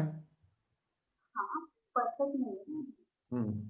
तो कुछ कुछ हमको ऐसा भी करना चाहिए था कि उनके हृदय में से आए ऐसी चीज, उनके अंदर से आए ऐसी चीज कि हमको करना चाहिए, अपर कास्ट के अंदर से ऐसी चीज आई कि हमें करना चाहिए इनका वेलफेयर, ट्रस्टीशिप वाला कॉन्सेप्ट, तो फिर चीज हो जाती है, ठीक है। जो देखो एक्चुअल में क्या होता है, देखो जब आप खुद कुछ काम करते हैं ना, जैसे मान लीजिए आप जा रहे हैं, आपने देखा आप हेलमेट लगा के जा रहे हैं, आपने देखा यहाँ पे क्या है, पुलिस वाला खड़ा है, ठीक है, पुलिस पर्सन खड़ा है, तो आपने हेलमेट पहन लिया जल्दी से, ठीक है, पहले आपने हेलमेट नहीं लगा रखा था, हाथ में लगा रखा था ऐसे, और फिर आपने पहन लिया हेलमेट, ठीक है। ये आपने पुलिस के अंडर में करा है, अंडर फोर्स, क्या नहीं तो चालान कर जाएगा, ठीक है, ये लॉ है, अंडर फोर्स काम कराता है। एक तुम घर से निकलते हो ना, तो गाड़ी में बैठने से पहले तुम गाड़ी मतलब इसके अंदर बाइक पे बैठने से पहले तुम हेलमेट पहनते हो, क्योंकि तुम्हें अपनी सेफ्टी की खुद चिंता है। अब यहाँ पे तुम्हें मैटर नहीं करता है कि यहाँ पे पुलिस वाला खड़ा है कि नहीं खड़ा। अब ये सेम कॉन्सेप्ट आप उधर लगाओ कि गांधी चाहते थे ऐसा सिस्टम बने, अपर कास्ट वाला क्या करेगा, उसको करना ही पड़ेगा क्योंकि लॉ है, कानून है, इसलिए उसको करना पड़ेगा फॉलो। यहाँ पर ये क्या है, यहाँ पे अपर कास्ट वाला is doing it forcefully, reservation and all वो सब चीजें फोर्सफुली कर रहे हैं। बट यहाँ पर क्या है, यहाँ पे अपर कास्ट वाले को फोर्सफुली नहीं करना है, ठीक है। यहाँ पे उसके अंदर से आया ये कि यार मैंने बहुत गलत करा, हमारे पूर्वजों ने बहुत गलत करा, untouchability, oh my God, untouchability हुई थी इन लोगों के साथ, ओ माय गॉड, यार ये तो बहुत बुरा हुआ। अब मेरी पूरी जिम्मेदारी बनती है, पूरी मोरल अथॉरिटी बनती है कि इन लोगों को क्या करा, मैं अपलिफ्ट करूं। This is what Gandhi want, this is what, मतलब दोनों का क्या है, दोनों का तरीका अलग है, बट दोनों का कंसेप्ट ये है कि कास्टिज्म से बाहर निकालना है सिस्टम। गांधी बोलते कि ये this is for long run. अभी क्या होगा, अभी जैसे रिजर्वेशन हो गया ना, तो अभी है ना रिजर्वेशन के अंदर कन्फ्लिक्ट है, upper caste versus lower caste, और बहुत ज्यादा कन्फ्लिक्ट होता है कास्ट के अंदर, ठीक है, कास्ट वार्स भी हो जाते हैं कभी कभार, तो कभी कभार तो दो पक्के दोस्त होते हैं, उनकी दोस्ती टूट जाती है इस बात पे कि ये पास हो गया मैं पास नहीं हुआ, ठीक है। तो इस तरह से आप देख रहे हैं कास्ट वाइज। बट अगर यही किस सिस्टम अगर गांधी लेकर आते तो वो सही होता है, ऐसा गांधी बोलते हैं। आई होप एवरीबडी इज, देखो इसमें क्लियर अंडरस्टैंडिंग होनी चाहिए, नहीं तो तुम वहां पर कुछ ना कुछ गड़बड़ कर ही दोगे, कॉपी में गड़बड़ दिखी नहीं तुम आउट हो जाओगे, समझ रहे? सर तो आपने जो एग्जांपल दिया वो कि मतलब अगर गांधीज्म से चलते तो अभी तक शायद कास्टिज्म खत्म हो गया होता। ये क्या नहीं मैं पेपर में तो लिख कुछ नहीं सकते बोल हैं? रहा, जैसे गांधी जी बोल रहे हैं कि ट्रस्टीशिप थ्योरी ये बोल रही है। मतलब ऐसा लिख सकते हैं पेपर में? शायद कास्टिज्म खत्म हो गया होता अगर अंबेडकर और इसके बीच में डिफरेंस आएगा ना, तब तुमको किसी को भी सपोर्ट नहीं करना है प्रियंका। आपको ये देखना है कि दोनों का जो अप्रोच है ना, इसका अप्रोच प्रैक्टिकल है, इसका थोड़ा आइडियलिस्टिक अप्रोच है, पर फ्यूचरिस्टिक अप्रोच है। तो इन दोनों के कल्मिनेशन से कुछ हमको बनाना चाहिए, कुछ फॉर्मूला बनाना चाहिए जिससे कि हम कास्टिज्म को रिजेक्ट कर सकते हैं प्रियंका। ओके जब गांधी पे क्वेश्चन आ रहा है तो गांधी को सपोर्ट करो तुम अच्छे से, मजे से। और जब कंपैरिजन में आ रहा है ना, कहीं पे भी आपको किसी को सपोर्ट नहीं करना चाहिए, बिकॉज यहाँ पर हम बायसनेस दिख जाती है एग्जामिनेशन के अंदर, and this is not right. दोनों ही करेक्ट है अगर मान देखा जाए तो वैसे, ओके ठीक है। तो देखो, feeling of class conflict would be replaced by the sentiment of the class cooperation. This is the what, this is the trusteeship theory. से ट्रस्टीशिप थ्योरी से कि सेल्फ रियलाइजेशन जब हो गया, एक बार सेल्फ रियलाइजेशन हो गया ना, तो फिर तो काम बन जाएगा अपने आप, फिर कोई कानून की जरूरत नहीं होगी, ठीक है। Power of truth and non violence, अब कैसे करोगे भाई, ट्रस्टीशिप कैसे जगाओगे? तो बोलते हैं देखो, पावर ऑफ ट्रूथ, मेरे पास ट्रूथ की पावर है, एथिक्स की पावर है, धर्म है मेरे पास नॉन वायलेंस है, और इन दोनों से मैं क्या करूंगा, चेंज ऑफ हार्ट कर दूंगा, उसके पास जाऊंगा, उसका चेंज ऑफ हार्ट मैं कर दूंगा, ठीक है। Gandhi believe that the wealthy people could be persuaded to part their wealth to help the poor. उनको बिलीफ था, ये बोलते थे मेरे पास तरीका है भाई, मैं कर दूंगा। सेल्फ कॉन्फिडेंस था इनका, ठीक है, अपन कह सकते हैं ओवर कॉन्फिडेंस था, राइट। तो ये अपन, Gandhi believe that wealthy people could be persuaded to part with their wealth to help the poor, right? तो ट्रस्टीशिप थ्योरी क्या होता है? देखो, suppose I have come in a fair amount of wealth, मेरे पास बहुत अच्छे पैसे आ गए, either by the way of legacy or by the means of trade and industry, ठीक है, किसी भी तरह से, कि या तो मैं, क्योंकि वो लॉयर थे तो लॉ का प्रैक्टिस करा, या फिर ट्रेड और इंडस्ट्री की। I must know that all the wealth does not belong to me. ये गांधी बोल रहे हैं, ये सारा वेल्थ मेरा नहीं है, मेरे पास 1000 रुपए हैं तो ये सारा मेरा नहीं है, ठीक है। मान लो मेरे पास 1 करोड़ रुपए आ गए, तो गांधी बोलेंगे ये सारा मेरा नहीं है भैया, मानकर ही चल रहे हैं कि मेरे को ओनरशिप ही नहीं है मेरी। What belong to me is the right to an honorable livelihood by the millions of the other. मेरे पास क्या चीज बिलोंग कर रही है कि बहुत सारे जो मिलियंस अदर हैं उनको राइट टू ऑनरेबल लाइवलीहुड होगी, ये मैं बिलोंग करता हूँ। मतलब गांधी कह रहे हैं कि जो सामने वाले लोग हैं उनको ऑनरेबल क्या मिले, एक तरह से लाइवलीहुड मिले, ये मैं बिलोंग करता हूँ। मैं ये वेल्थ बिलोंग नहीं करता, मैं ये चीज बिलोंग करता हूँ, समझ रहे? The rest of my wealth belongs to the community and must be used for the welfare of the community. इस तरह से गांधी बोलते हैं कि अगर मैं किसी जमाने में अमीर होता, ठीक है, तो मैं ऐसा करता। गांधी ऐसे बोलते हैं कि अगर मान लो मैंने लॉ करके, लॉयर हूं मैं, तो लीगेसी के थ्रू पैसा कमा लिया, या फिर मैं बिजनेसमैन बन गया बहुत बड़ा और मैंने बहुत पैसा कमाया, तो ये पैसा मेरा नहीं है। तो गांधी जी क्या बात कर रहे हो, तुम्हारे खून पसीने की कमाई है। बोले नहीं नहीं नहीं नहीं, ये मैं नहीं सोचता हूँ, ये मेरा 1 करोड़ रुपए मेरा नहीं है। मेरा पता है क्या क्या बिलोंगिंगनेस है? बोले क्या है गांधी जी? कि जो इतने सारे लोग हैं ना, ठीक है, इनको तुम क्या करो, इनको एक राइट लाइवलीहुड मिल जाए, ये मैं बिलोंग करता हूँ। पैसा मेरे पास नहीं है, पैसा तो क्या है, मुंह माया है, ठीक है, ये मेरे पास, इस पैसे को मैं यहाँ पर खर्च करूँ, तो मेरी जो वेल्थ है उसको मेरे को क्या करना चाहिए, दूसरे लोगों के ऊपर, जो गरीब लोग हैं उसके अंदर कर देना चाहिए। ये ट्रस्टीशिप का कॉन्सेप्ट है। ये लाइंस बहुत इंपॉर्टेंट है बच्चों। देखो ऐसे के अंदर अगर ये लिख दोगे तो कितनी प्यारी लाइन हो जाएगी। इस बार जो ऐसे आए थे उसमें से किसी ना किसी ऐसे में तो ये फिट हो ही जाएगी, समझ लो। ये सारी जो आज अपन पढ़ रहे हैं ना, हाँ क्या क्वेश्चन? सर ये जैनिज्म थॉट पे बेस्ड है ना? जैनिज्म थॉट पे तो नहीं बोल सकते, एक्यूमुलेशन, जैसे जैनिज्म का जो था ना कि अपरिग्रह, उस पे अपन कह सकते हैं। अपरिग्रह का मतलब ये होता है कि ये सर भाई एक्यूमुलेशन ऑफ, हाँ, एक्यूमुलेशन ऑफ वेल्थ नहीं करना चाहिए। तो गांधी, अब देखो पाल्डेन का आंसर है, गांधी विल से दैट कि अगर तुम बिजनेसमैन हो तो that is not wrong, businessman होना बुरा नहीं है, पर बिजनेसमैन होकर तुमने करोड़ों लोगों की जिंदगी नहीं बदली तो you are not a good businessman. तो तुम फिर गड़बड़ है। बिजनेसमैन बनो, पैसा कमाओ, कौन मना कर रहा है, मेहनत से पैसा कमाओ, पर उस पैसे के ऊपर अपनी ओनरशिप ना करो कि मैंने अपनी मेहनत से पैसा कमाया है, मेरी खून पैसे की कमाई है, मैं किसी को क्यों दूं। ऐसा जब फीलिंग आ जाएगा, then you are degrading yourself, तब तुम्हारी समस्या है, तब तुम्हारा उदय होने की जरूरत है। आई पढ़ेंगे आगे चलकर, ठीक है। तो that's how Gandhi ji saying, and each and every point is very very important, ठीक है। देखो इसको भाई, तुम इसको, ये इस वीडियो को, ये जो गांधी की वीडियो है, इनको अगर तुम 10 बार भी देख लोगे ना तो भी तुम्हारे लिए अच्छा ही होगा, ठीक है, क्योंकि इसको इम्बाइब करना है तुम्हारे को अपने अंदर। इम्बाइब करोगे तो वहां पे ऑटोमेटिकली आ जाएगा। फोर्सफुली नहीं लिखना होता वहां पर आंसर, फोर्सफुली लिखोगे ना तो कहीं ना कहीं गलती हो ही जाएगी। गांधी के अप्रोच अपना आंसर राइटिंग में, एथिक्स के अंदर तुम अपना एथिकल वैल्यू ही सिस्टम ही चेंज कर लो भाई, वो बेस्ट होता है। नहीं तो वहां पर जाकर कुछ ना कुछ गड़बड़ लिखोगे। अगर तुम्हें कम मेहनत करनी है ना तो तुम अपने आप को खुद को चेंज कर लो। और देखिएगा, मैं तो ऐसा बिलीव करता हूँ कि मेरे स्टूडेंट्स जो हैं, जैसे मेरे को स्टूडेंट से रिएक्शन आता है कि एथिक्स पढ़ने के बाद आप में से कई लोग अपने आप को अलग तरीके से महसूस करने लगेंगे। ठीक है, ये सारी जो इसके अंदर ये भी एक मेन एम है इसका। ठीक है, अगर आप ये कर लेंगे तो आपका एथिक्स का पेपर वैसे ही अच्छा निकल जाएगा। समझ रहे? तो मेरा एम ये रहता है कि पढ़ाऊं उस तरह से कि किस तरह से तुम्हारे अंदर इनकलकेशन ऑफ वैल्यू सिस्टम हो जाए। और बच्चों ये बहुत इंपॉर्टेंट है, देखिए टीचर का ये रोल होना चाहिए। टीचर वाले अपन ने उसके अंदर सोशलाइजेशन में पढ़ा था। ठीक है, मैं तो ऐसा मानता हूँ कि पढ़ने के बाद बच्चा अपने अंदर चेंज महसूस करे, कोई पॉजिटिव चेंज। सिर्फ पढ़ने के लिए पढ़ने नहीं है, आप एग्जाम क्लियर करने के लिए पढ़ रहे हैं तो फिर थोड़ा गड़बड़ है। ठीक है, तो फिर पढ़ाई का मजा नहीं है उतना, उसमें मेहनत भी ज्यादा है। अगर तुम एग्जाम के लिए पढ़ रहे हो तो उसमें मेहनत भी ज्यादा है। पर अगर तुम इसलिए पढ़ रहे हो, इसलिए पढ़ रहे हो कि भाई अपने आप को भी थोड़ा बहुत चेंज कर लें, हम हमारे अंदर जो रिजिडिटीज हैं उनको भी हटा दें, तो उसमें बुरा क्या है बताएं। ठीक है, तो ये अपन इसके अंदर समझ रहे हैं, राइट।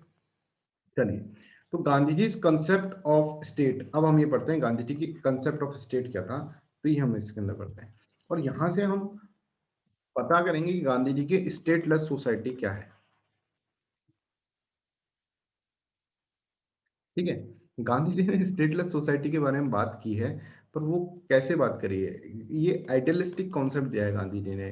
पर उन्होंने कहा है कि देखो रियल में तो लाना ही पड़ेगा स्टेट, फिर स्टेट को लाएं तो कैसे लाएं, रेगुलेटेड स्टेट को लेकर आ जाए, ऐसा बात करना है गांधी जी ने। गांधी ने कहा वैसे तो स्टेटलेस सोसाइटी होनी चाहिए, because state by its very nature is draconic. ठीक है, ये सब चीजें गांधी बोलेंगे। तो देखो कहाँ से कॉन्सेप्ट स्टार्ट होता है। गांधी जी एक बार एक बुक लिख रहे थे, हिंद स्वराज। ये गांधी जी ने बड़ी सेंटिमेंटल होकर लिखी थी। ये बुक लिख रहे थे, राइट हैंड से लिखते रहे, तो राइट हैंड थक गया तो लेफ्ट से लिखने लग गए। ठीक है, इस तरह से पूरी बुक उन्होंने कंप्लीट करी। कहीं जर्नी कर रहे थे तो जर्नी के बीच में उन्होंने बुक कंप्लीट करी। अब इस बुक के अंदर है ना बड़ा कमाल लिखा गांधी ने। क्या कमाल लिखा? गांधी ने बोला state is very very very very very draconic. State जो होता है ना बहुत ड्रैकोनिक होता है सिस्टम के अंदर। स्टेट के कारण क्या होता है, स्टेट के कारण, स्टेट अपनी पॉलिसीज के कारण ह्यूमन बीइंग जो होता है वो अपना नेचर चेंज कर लेता है। क्या बोल रहे हैं महात्मा गांधी, देखो समझो। महात्मा गांधी ऐसे बोलते हैं man bye its very nature is benevolent, moral, kind, altruistic. ठीक है, इस तरह की टेंडेंसी है मैन के अंदर बाय इट्स वेरी नेचर। ठीक है, बट व्हेन स्टेट इंटरफेयर ना, जब स्टेट इंटरफेयर करता है तो ये अब स्टेट की, क्योंकि स्टेट क्या करेगा, ऑट्रोसिटीज करेगा इसके ऊपर, तो ये अपनी वैल्यू सिस्टम को चेंज कर लेता है। और इसके कारण क्या होता है, सोसाइटी के अंदर कन्फ्लिक्ट आता है। तो स्टेट होना ही नहीं चाहिए, गांधी ऐसे बोलते हैं। ठीक है, स्टेट होना ही नहीं चाहिए, गांधी ऐसे बोल रहे हैं। तो भाई मार्क्स नहीं बन गए क्या गांधी? नहीं, मार्क्स नहीं बने, स्टेट के बारे में बोल रहे हैं। स्टेटलेस क्लास नहीं होना चाहिए ये नहीं बोल रहे, स्टेट नहीं होना चाहिए। और फिर अपने आप को बदलेंगे भी गांधी। तो ये पॉइंट आपको समझ में आना चाहिए, Gandhi ji is sir supporting stateless society. Yes, sir ये पॉइंट रिपीट कर दीजिए। हाँ देखो, अच्छा तुमने किसी ने यहाँ पे मूवी देखी, कोई ऐसी मूवी जिसके अंदर क्या है कि एक पर्सन था, ये हर मूवी में होता है, हिंदी मूवी के अंदर तो बहुत ही इनोसेंट, अटर इनोसेंट, बिल्कुल भोला आदमी, मतलब इतना भोला कि इसको, इसके भोलेपन के आगे सब फेल है। ठीक है, इतना भोला आदमी। ठीक है, ये हीरो है मूवी का। फिर क्या होता है, हाँ ट्यूबलाइट। ट्यूबलाइट मूवी, ट्यूबलाइट मूवी से यार, सलमान खान का। अभी पूरा सुनो फिर बता दूं, मूवी याद है तो, है ना बहुत जल्दी इनोसेंट। अभी तो पूरा सुना ही नहीं, तुम मूवी की पूरी स्टोरी तो सुनो। अब क्या हुआ, इसको एक दिन ही जा रहा था, है ना, एक पुलिस की गाड़ी रुकी, पुलिस की गाड़ी में इसको अंदर बिठाया और इसको क्या करा, थाने में लेकर चले गए। थाने में इसको बहुत मारा बिना किसी बात, और बोला कि भाई ये जो है ये इस तरह का पर्सन है, ये बहुत गलत गलत करता है। फालतू में कोई केस लगा दिया और इसको बहुत मारा, क्योंकि इसकी पुलिस वाले से कुछ लड़ाई थी इसके ऊपर, और उसने उसकी अथॉरिटी दिखाई इसको। अब ये जेल से बाहर आया ना, अब ये बदल चुका है भाई, अब इसके अंदर है गुस्सा। अब ये क्या करेगा, अब ये बनेगा बहुत बड़ा डॉन। क्यों? पहले ये बहुत अच्छा था, बट इसकी अच्छाई को स्टेट ने, ये कौन है, पुलिस क्या है, अथॉरिटी क्या है, स्टेट है, स्टेट ने इसको क्या करा, इसको इसके ऊपर ऑट्रोसिटीज करी, और ऑट्रोसिटीज करने के बाद ये ऐसा निकल कर आया। Kahkasha, are you there Kahkasha? Yes, sir. तो अब मान लो कि अगर स्टेट नहीं होता ना कहकशा, मुझे ये बताओ, तो ये तो अच्छा ही रहता सारी जिंदगी भर, है ना? Yes, sir. Yes, sir. अब एक और बात बताओ कि अगर अब देखो जैसे ही बड़ा बहुत बड़ा गुंडा बन गया, तो अब क्या होगा, इसको रोकने के लिए वापस से स्टेट चाहिए होगा, Yes, sir. और Reform उस करने के स्टेट, उस चक्कर में बहुत सारे इसकी तरह बन जाएंगे, और ये एक विशियस साइकिल बनेगी। फिर ज्यादा स्टेट की पावर चाहिए होगी, और स्टेट ऑट्रोसिटीज करेगा। तो गांधी ऐसे बोलते हैं कि भाई तुमने गवाड़ा करा। जैसे एक मूवी मेरे को याद आई अभी, तेजाब मूवी। तेजाब मूवी देखी किसी ने? अनिल कपूर की। नहीं सर। मैंने भी नहीं देखी, बट उसके अंदर कॉन्सेप्ट यही था, है ना, कि वो बहुत भोला सा था, उसके बाद वो इस तरह से हो गया। कोई मॉडर्न मूवी बता सकता है कोई?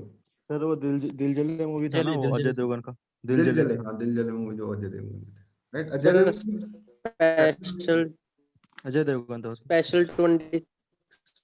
स्पेशल 26 में बोल सकते हो, उसमें अक्षय कुमार का जो रोल था, अक्षय कुमार होना चाहता था, बस हिमांशु लगता है अजय देवगन का फैन है, हिमांशु।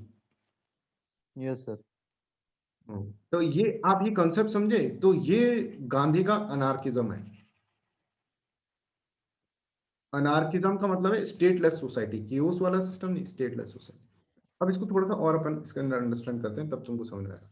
तो गांधी ने हिंद स्वराज बुक पकड़ी, और उसके अंदर स्टेट को बहुत क्रिटिसाइज करा कि स्टेट है ना बहुत ही ड्रैकोनिक होता है। इसने क्या करा है, जो इंडियन मोरल सिस्टम है ना, मोरल वैल्यूज और मोरल सिविलाइजेशन वो है, उसको पूरा डिग्रेड करके रख दिया। पहले अनिल कपूर बहुत ही भोला आदमी था, उसको फिर उसने तेजाब मूवी के अंदर उसको फिर उसने क्या करा, हिस्ट्री शीटर बना दिया, ठीक है, स्टडी पार्ट, ठीक है, ऐसा बना दिया उसको, ठीक है। तो ऐसा अपन इसके अंदर देख रहे हैं। तो स्टेट जो है ना ऐसा है खराब, ये मोरल वैल्यू सिस्टम को क्या कर देता है, डिग्रेड कर देता है। ये स्टेट इज वेरी वेरी ड्रैकोनिक। तो इन्होंने ऐसे कहा कि जो भी चीज है ना, जैसे हॉस्पिटल्स हैं तो उनको रिजेक्ट कर दिया उसने, उन्होंने एजुकेशन इंस्टीट्यूशन को रिजेक्ट कर दिया, उन्होंने लॉ को रिजेक्ट कर दिया, मतलब पार्लियामेंट को रिजेक्ट कर दिया। उन्होंने कहा कि सिस्टम के अंदर कोई पब्लिक जो भी होना, पब्लिक अथॉरिटी कुछ नहीं होना चाहिए, बिकॉज ये जो पब्लिक अथॉरिटी है that will leads towards what, that will leads toward the degradation of moral value system. ये कौन कह रहे हैं? गांधी कह रहे हैं। अब देखो, Gandhi in his book stated that, Hind Swaraj stated that institution of modern civilization are very diverted from the morality. बहुत डाइवर्ट हो चुका है मोरलिटी से, मॉडर्न सिविलाइजेशन के इंस्टीट्यूशंस, मतलब सरकार। This institution are in contrast the tendency of Indian civilization, जो Indian civilisation की टेंडेंसी है उसके कॉन्ट्रास्ट है, which is in favor of elevation of moral value system in society. क्या है इंडियन सिविलाइजेशन कि मोरल वैल्यू सिस्टम को क्या करो, एलिवेट करो, ये इंडियन सोसाइटी। अच्छा भाई, बहुत बढ़िया होता है। In this type of system communities below the level of the state should have greater. फिर उन्होंने क्या करा, ये इसके अंदर ये इस तरह से लेकर आए कि ये उन्होंने स्टेट को रिजेक्ट कर दिया, ठीक है। एक स्लाइड मिस हो गई, ओके। फिर ये क्या कहेंगे, ये कहेंगे स्टेट जो है ना उसको पूरा उन्होंने क्रिटिसाइज करा कि स्टेट नहीं होना चाहिए, even education institution, health institution वो भी नहीं होनी चाहिए, बिकॉज ये भी क्या है, ये भी ड्रैकोनिक हैं, ये भी सिर्फ पैसा कमाने ही जानते हैं, पैसे कमाने के लिए ही हैं, ये सब करप्ट हैं, ये सारे लोग करप्ट हैं, मुझे स्टेट नहीं चाहिए, आई डोंट लाइक स्टेट। और महात्मा गांधी ने यहां से anarchism, that's why Mahatma Gandhi को कभी कभार अनार्किस्ट भी बोलते हैं। But the thing is that कि महात्मा गांधी जब ये बोल रहे हैं ना, तो वो क्या कह रहे हैं कि अगर स्टेट को इसलिए क्रिटिसाइज कर रहे हैं, वो स्टेटलेस सोसाइटी इसलिए कर रहे हैं कि क्योंकि स्टेट ड्रैकोनिक है। यही स्टेट को अब गांधी बोलेंगे देखो वैसे तो स्टेट नहीं होना चाहिए, स्टेटलेस सोसाइटी होनी चाहिए, that is the best. But इस प्रेजेंट सिनेरियो के अंदर जब पूरी डिग्रेड हो चुकी है वैल्यू सिस्टम, अब अनिल कपूर क्या बन चुका है, विलन बन चुका है, और इसकी तरह ही बहुत सारे अनिल कपूर बन चुके हैं विलन। तो इस सिस्टम में अब अगर तुमने यहां पर आदमी को खुला छोड़ दिया, तो there will be what, there will be chaos in the system. ये कौन कौन समझ गया कि जब पहले था मूवी के अंदर स्टार्टिंग का जो फर्स्ट हाफ था मूवी का, उसके अंदर अनिल कपूर सही था, उस वक्त तुम अगर स्टेट को हटा देते तो वो काम चल जाता, पर सेकंड हाफ में, मूवी के सेकंड हाफ में स्टेट को हटाओगे तो बवाल मच जाएगा, ये गांधी जानते थे। तो गांधी से बोला कि गांधी जी आप चाहते क्या हो, स्टेट को रखना चाहते हो कि हटाना चाहते हो? तो बोले वैसे तो मैं ना स्टेट को हटाना चाहता था बच्चों, बट अब यहाँ पे स्टेट हटा दिया ना, ये जो सेकंड पार्ट है मूवी का, इसमें अगर तुमने स्टेट की अथॉरिटी को हटा दिया ना, then there will be chaos in the system. तो गांधी बोले, हम बोलेंगे गांधी जी फिर क्या करें, रखना है कि नहीं रखना है, let us clear the thing. Gandhi बोलेंगे रखो स्टेट को, state should be what, regulated one, state regulated होना चाहिए। बोले गांधी समझे नहीं, कुछ बताओगे? बोले तुमको हर चीज समझानी पड़ती है, let's understand the concept of the state of Gandhi, यहां से आ रहा है कॉन्सेप्ट ऑफ स्टेट। अब ये समझे, भावना समझे, गांधी की भावना समझे। भावना तो है कि स्टेट नहीं रखना चाहिए, पर क्या करें, अब इतना सारा सिस्टम में केओस हो गया है, अब सेकंड पार्ट चल रहा है मूवी का, उसमें तुम स्टेट हटा दोगे तो अनिल कपूर तो तबाही मचा देगा। अब तो स्टेट को रखना पड़ेगा भैया, हमारी मजबूरी हो गई। सर हाँ फिर गांधी जी मार्क्स से कैसे डिफरेंट है यहाँ पे? सर ऐसा कहा जा सकता है ना कि गांधी जी का जो मतलब जो जैसे कि प्रिमिटिव स्टेज में था, सब चीज हार्मनी में था, वैसी वैसी सोसाइटी गांधी जी चाहते हैं कि स्टेटलेस सोसाइटी होनी चाहिए। सर ऐसा कहा जा सकता है क्या?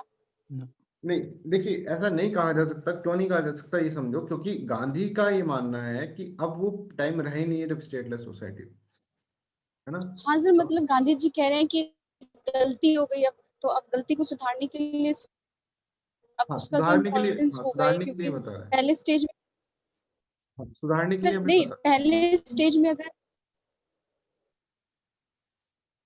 पहले स्टेज में अगर सर पहले अगर स्टेट नहीं होता तो वो बंदा मतलब जो बाद में क्रूअल हो गया या वैसे दूसरे उसकी टेंडेंसीज आ गई, अब उसको क्योंकि पहले स्टेट ने उस पर क्रूअल्टी की या जो भी किया, एट्रोसिटीज की, उसकी वजह से वो बंदा मतलब दूसरे दूसरे फॉर्म में चला गया। अब उसको सुधारने के लिए अब स्टेट का होना जरूरी है, ऐसा गांधी जी बोल रहे हैं। तो एक तरह से गलती हो गई ना, तो उसी को सुधारने के लिए तो गांधी जी वो ऐसा तो बोल अभी रहे हैं सुधार, कि अभी स्टेट सुनो तो इसलिए सही। इम्पोर्टेंट है। एक मिनट, अब जो स्टेट आएगा ना उसके बारे में तो सुनो, कौन से स्टेट की बात कर रहे हैं, कैसा स्टेट चाहते हैं गांधी जी, ये तो समझो। पहले वाला नहीं चाहते, ये दूसरा स्टेट है ये, क्या कशा, ये स्टेट इज लिमिटेड स्टेट, इसके पास सारी पावर नहीं होगी, इसके पास ऐसा नहीं होगा कि गाड़ी में डाला और जाके मारने लग गया उधर, नहीं, लिमिटेड स्टेट होगा जिसके अंदर ज्यादा पावर, इसके पास पावर ज्यादा नहीं होगी स्टेट के पास, ठीक है। This state is a limited state, और जो पावर जो है that is decentralisation of power should be there, मतलब लोगों के पास पावर हो ज्यादा, डिसीजन मेकिंग ये नहीं करेगा, डिसीजन मेकिंग ग्रास रूट से हो, ऐसा state, decision making grass root से हो, और ग्रास रूट से जब डिसीजन मेकिंग होगी तब जाकर क्या होगा, तब जाकर अब सिस्टम के अंदर बदलाव आएगा। तो गांधी बोलेंगे state should be regulated, regulated है स्टेट्स, कैसे रेगुलेटेड है, बाय द इथिक्स, धर्म से, एथिकल होना चाहिए, वेलफेयरिस्टिक स्टेट होना चाहिए। स्टेट जो है उसके अंदर डिसेंट्रलाइजेशन होना चाहिए, मतलब क्या है कि इन लोगों के पास पावर होना चाहिए, मतलब क्या है, आर्टिकल 40 होना चाहिए कॉन्स्टिट्यूशन का, समझे। आर्टिकल 40 क्या है कि ऐसे विलेज के अंदर ऐसे इंस्टीट्यूशंस होने चाहिए, ठीक है, जिसके अंदर आप पावर दें उनको कुछ, और वो एक सेल्फ ऑटोनोमस बॉडी की तरह बिहेव करे, ठीक है। इस तरह के इंस्टीट्यूशंस होने चाहिए at the grass root level. ये गांधी जी के कॉन्सेप्ट, ये गांधी जी कहेंगे कि panchayati system should be there, that's why this is the article 40 is Gandhian principle. Gandhi बोलेंगे अब तो स्टेट तो होना है, पर स्टेट को वेलफेयरिस्टिक स्टेट होना चाहिए, स्टेट को लिमिटेड बनाओ, ऑटोक्रेटिक मत बनाओ। अनिल कपूर अभी बन गया तो ठीक है, स्टेट को क्या करना है, स्टेट का जो सिचुएशन है वो कैसा होना चाहिए, जैसा कि कौटिल्य का स्टेट था, वेलफेयरिस्टिक स्टेट। समझ में आ रहा है? तो देखो, in this type of communities below the level of the state should have greater autonomy and independence from the center state, ठीक है। तो बिलो द स्टेट्स जो है ना उनके पास ज्यादा ऑटोनॉमी होनी चाहिए, community itself through process of consensus should decide all the functions affecting the rural community, जो भी फंक्शंस होंगे वो कम्युनिटी डिसाइड करे, ठीक है। और यहाँ से आर्टिकल 40 आता है, state shall take the steps to organize village panchayat and endue with them with such power and authority as may be necessary to enable them। तो स्टेट क्या कर रहा है, अपनी सत्ता को क्या कर रहा है, नीचे लेके जा रहा है। आर्टिकल 40 क्या है कशा Khan, please, is this clear?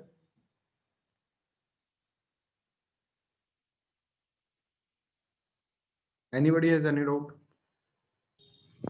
Sir sir Gandhi ji पहले कहते हैं कि देयर इज नो स्टेट, तो अगर फर्स्ट पार्ट में स्टेट नहीं होगा तो वो पर्सन तो काम ही रहेगा, सिचुएशन तो कंट्रोल में ही रहेगा, तो बाद में क्यों स्टेट की जरूरत पड़ जाएगी? क्योंकि मतलब अगर गांधी स्टेट हो ही ना हम्म, तो फिर सेकंड पार्ट में क्यों स्टेट आएगी सर?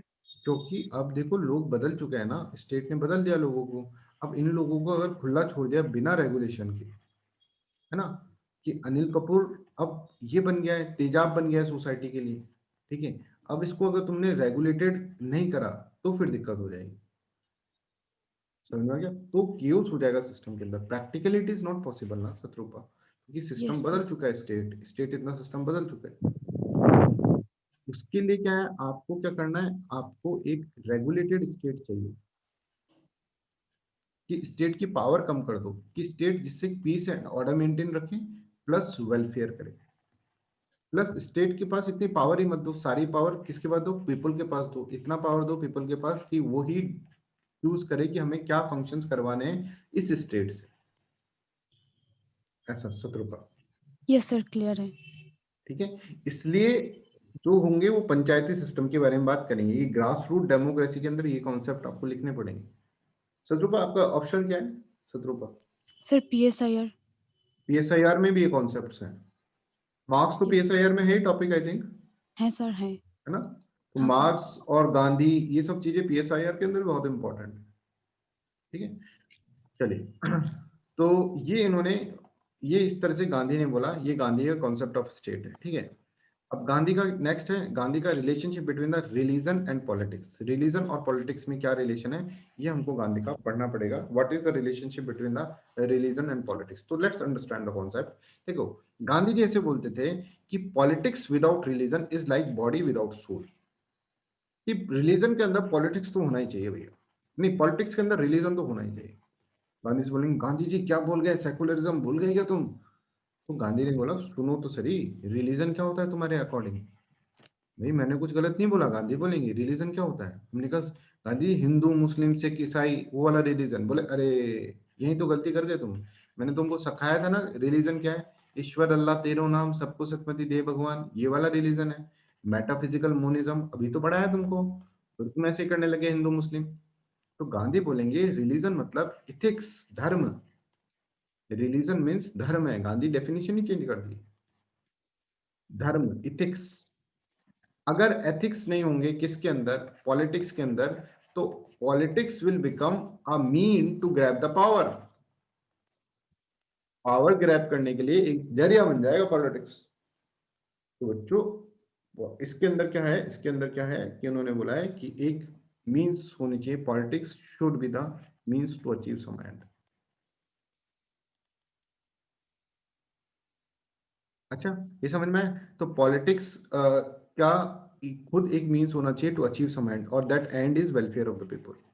तो पॉलिटिक्स के अंदर अगर आप रिलीजन का कंपोनेंट मतलब धर्म का कंपोनेंट, एथिक्स का कंपोनेंट नहीं डालोगे तो देयर विल बी सिचुएशन। तो अगर पॉलिटिक्स को बिना एथिक्स के लेकर जाओगे, और रिलीजन क्या है गांधी के लिए, गांधी के लिए रिलीजन है धर्म। सनातनी थे ना गांधी जी, सनातन का मतलब मैंने आपको बताया, सनातन का मतलब बता रखा है क्या क्लास में, सनातन क्या होता है, धर्म। एनीबॉडी बता रखा है बच्चों, please let me no, otherwise repetition yes sir. है ना। तो गांधी जी वो धर्म की बात कर रहे हैं। बता क्या ऋषभ क्या बोल रहा है? सर मैं तो बता रखा है आपने, बता रखा है ना। हाँ तो सनातन धर्म इस तरह से वर्क होगा। अब देखो तो वो होता है इंटीमेट रिलेशन है भाई, पॉलिटिक्स और रिलीजन में बहुत ही गहरा संबंध है, गहराई के अंदर संबंध है। Religion can not be diverse from the politics, religion को डाइवर्स नहीं कर सकते आप पॉलिटिक्स से, ठीक है। ये अलग नहीं हो सकते, इनसेपरेबल है रिलीजन एंड पॉलिटिक्स, ये सब होता है। For me, politics bereft of religion is absolute dirt, even ever to be shunned. ठीक है, कि इतना डर्टी हो जाएगा वो कि भाई उसको कभी अपन शंड मतलब अच्छा साफ नहीं कर सकते, फिर इतना डर्टी हो जाएगा बिना रिलीजन का politics. For me there is no politics without religion, not religion of. इसका मतलब ये नहीं कि रिलीजन का मतलब superstition, blind religion that hates and fights, but the universal religion of tolerance. इनके लिए रिलीजन का मतलब ये है भाई, इनके लिए वो नहीं है सुपरस्टिशन, हेट और ये सब चीजें, सुपरियरिटी कॉम्प्लेक्स, सुपरस्टिशंस, ये नहीं है. ठीक है, इनके लिए रिलीजन का मतलब क्या है? रिलीजन का मतलब जो अंडरलाइंग वैल्यूज हैं, जो कि टॉलरेशंस हैं रिलीजन के अंदर, वो चीज इसके अंदर. ठीक है. According to the Gandhi, religion is a system of universal morality which imparts value like common brotherhood, tolerance, peace, harmony, fraternity, non-violence. ये है रिलीजन.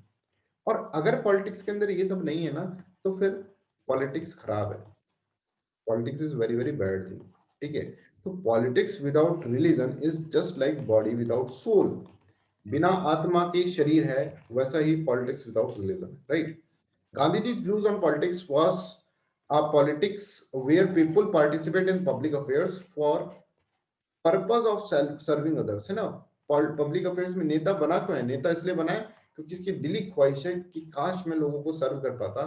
वो सर्व नहीं कर पा रहा था, इसलिए वो नेता बन गया. ठीक है, इसलिए नेता बनना है. इसका मतलब ये नहीं है कि वो पावर को ग्रैब करने के लिए बना है. Hence for him all the political activity concerned themselves with the welfare of everyone. सबका भला हो, ऐसा इसके अंदर रहता है. ठीक है. Politically activity, political activity is closely related. ठीक है, it is what? It is closely related.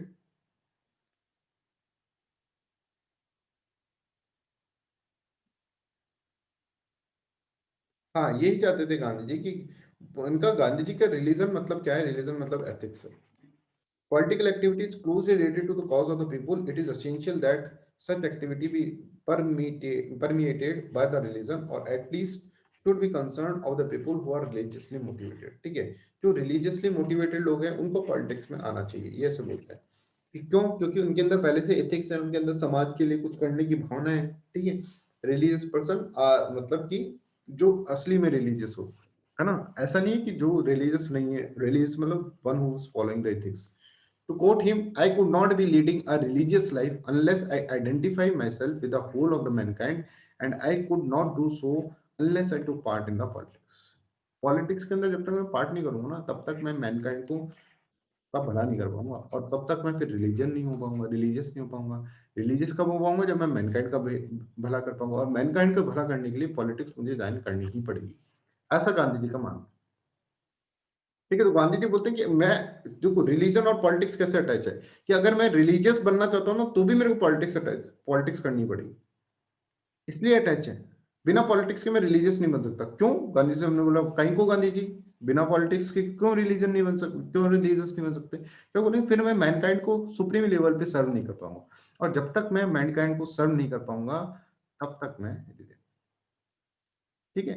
तो गांधी जी इस तरह से बोलते थे. ये गांधी जी का कहना है. ठीक है. राइट. इसके अंदर आप कोड भी पढ़ेंगे. एक सर्विस वाला कोड है, मेरे को बिल्कुल ध्यान आ नहीं रहा है अभी क्या है वो.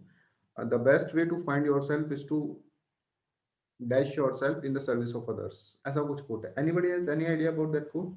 The best way to find yourself is to devote yourself in the service of others. I think this is the code, है ना. तो ये गांधी जी यही बोल रहे हैं कि भाई मेरे को to lose yourself, yes, to lose yourself in the service of others. ठीक है. फिर अपने आप को फाइंड करने का, best way to find yourself, अपने आप को समझने का, फाइंड योरसेल्फ कि तुम कौन हो. ये है कि जब तुम दूसरों की सेवा के अंदर, सेवा भाव बहुत इंपॉर्टेंट है, के अंदर अपने आप को झोंक दोगे, to lose yourself in the service of other, then what will happen? Then you will become, you will realise yourself. ठीक है. अपने आप को रियलाइज कर लोगे. राइट. तो ये बोलते हैं उसके लिए पॉलिटिक्स जरूरी है. अब इसके लिए मेरे को पॉलिटिक्स में जाना पड़ेगा.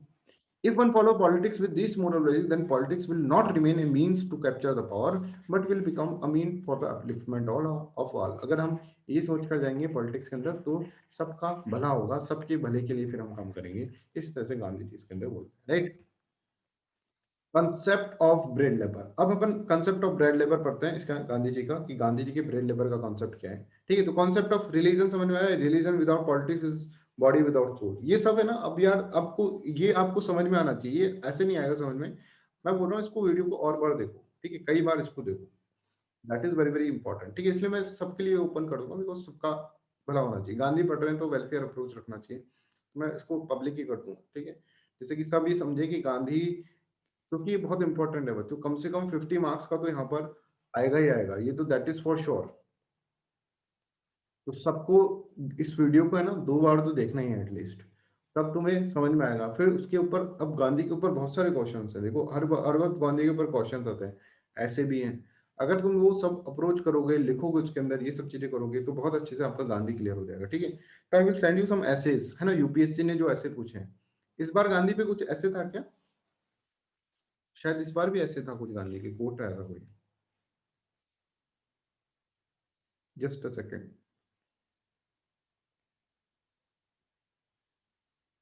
किसी के पास ऐसे का पेपर है तो प्लीज मेरे को सेंड करें प्लीज, टेलीग्राम पे। वैसे तो स्टूडेंट्स ने करा था मुझे।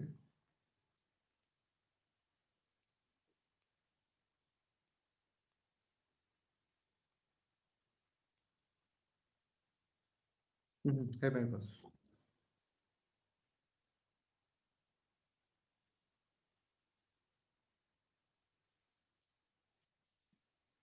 किसी में भी लिख सकते हो, ये देखो जैसे एक ये है कि पैट्रियार्की पे गांधी का, पैट्रियार्की पे गांधी, अभी अब पढ़े नहीं है पैट्रियार्की वाला तो गांधी का। अच्छा ये तो उसका आ गया, अंबेडकर का आ गया, there can be no social justice without economic prosperity, but economic prosperity without social justice is meaningless. कहीं ना कहीं तो कोट दे देते हैं, पिछली बार है ना इसमें ऐसा आया था तो एक कहीं ना कहीं तो आ ही जाएगा गांधी का, है ना। GS paper first second third fourth, first second third fourth के अंदर कहीं आया है गांधी जी का?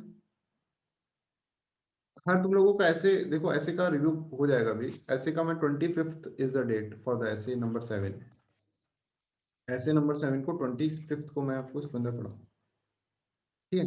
अच्छा, तुम लोगों को साइंस टेक है ना, साइंस टेक फ्री कर रहे हैं अधिष्ठान पर, है ना। एक नई टीचर आपको पढ़ाएंगी साइंस टेक, ठीक है। तो वो साइंस टेक काफी अच्छी टीचर है, ठीक है, साइंस टेक की। तो वो आपको सबके लिए फ्री कर रहे हैं यूट्यूब पर, ठीक है। उनके सेशंस होंगे, तो 24 से मैंने उनको बोला है, इफ शी विल, अगर वो मान जाएंगी तो 24 से वो क्लास स्टार्ट हो जाएंगी आपकी, ठीक है। 24 से साइंस टेक का फ्री का क्लास मिल जाएगा आप लोगों को, जो भी एथिक्स के पेपर है, एथिक्स के जो भी बच्चे हैं उनको बोल रहे हैं, ठीक है। तो वो पूरा ही मैं चाहता हूँ कि वो पूरा एक बार पढ़ा देना आपको साइंस टेक में, फिर आपको कोई प्रॉब्लम नहीं आएगी, ठीक है। क्योंकि मेरे को अच्छा नहीं लगता वो सब्जेक्ट साइंस टेक, इसलिए मैं नहीं पढ़ा रहा, और मेरे पास टाइम भी कमी है अभी, ठीक है। तो देखो ब्रैड लीवर, एक काम करते हैं, ब्रैड लीवर पर नेक्स्ट क्लास के अंदर पढ़ते हैं, कल आपका क्लास होगा, ठीक है।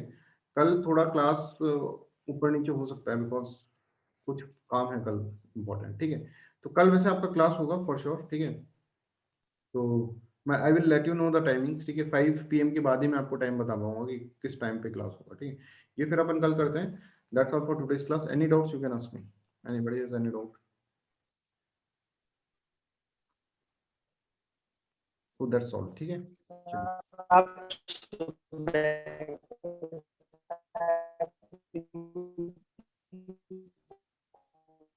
ऋषभ सुना ही नहीं दिया है, बिल्कुल वापस बोलो एक बार।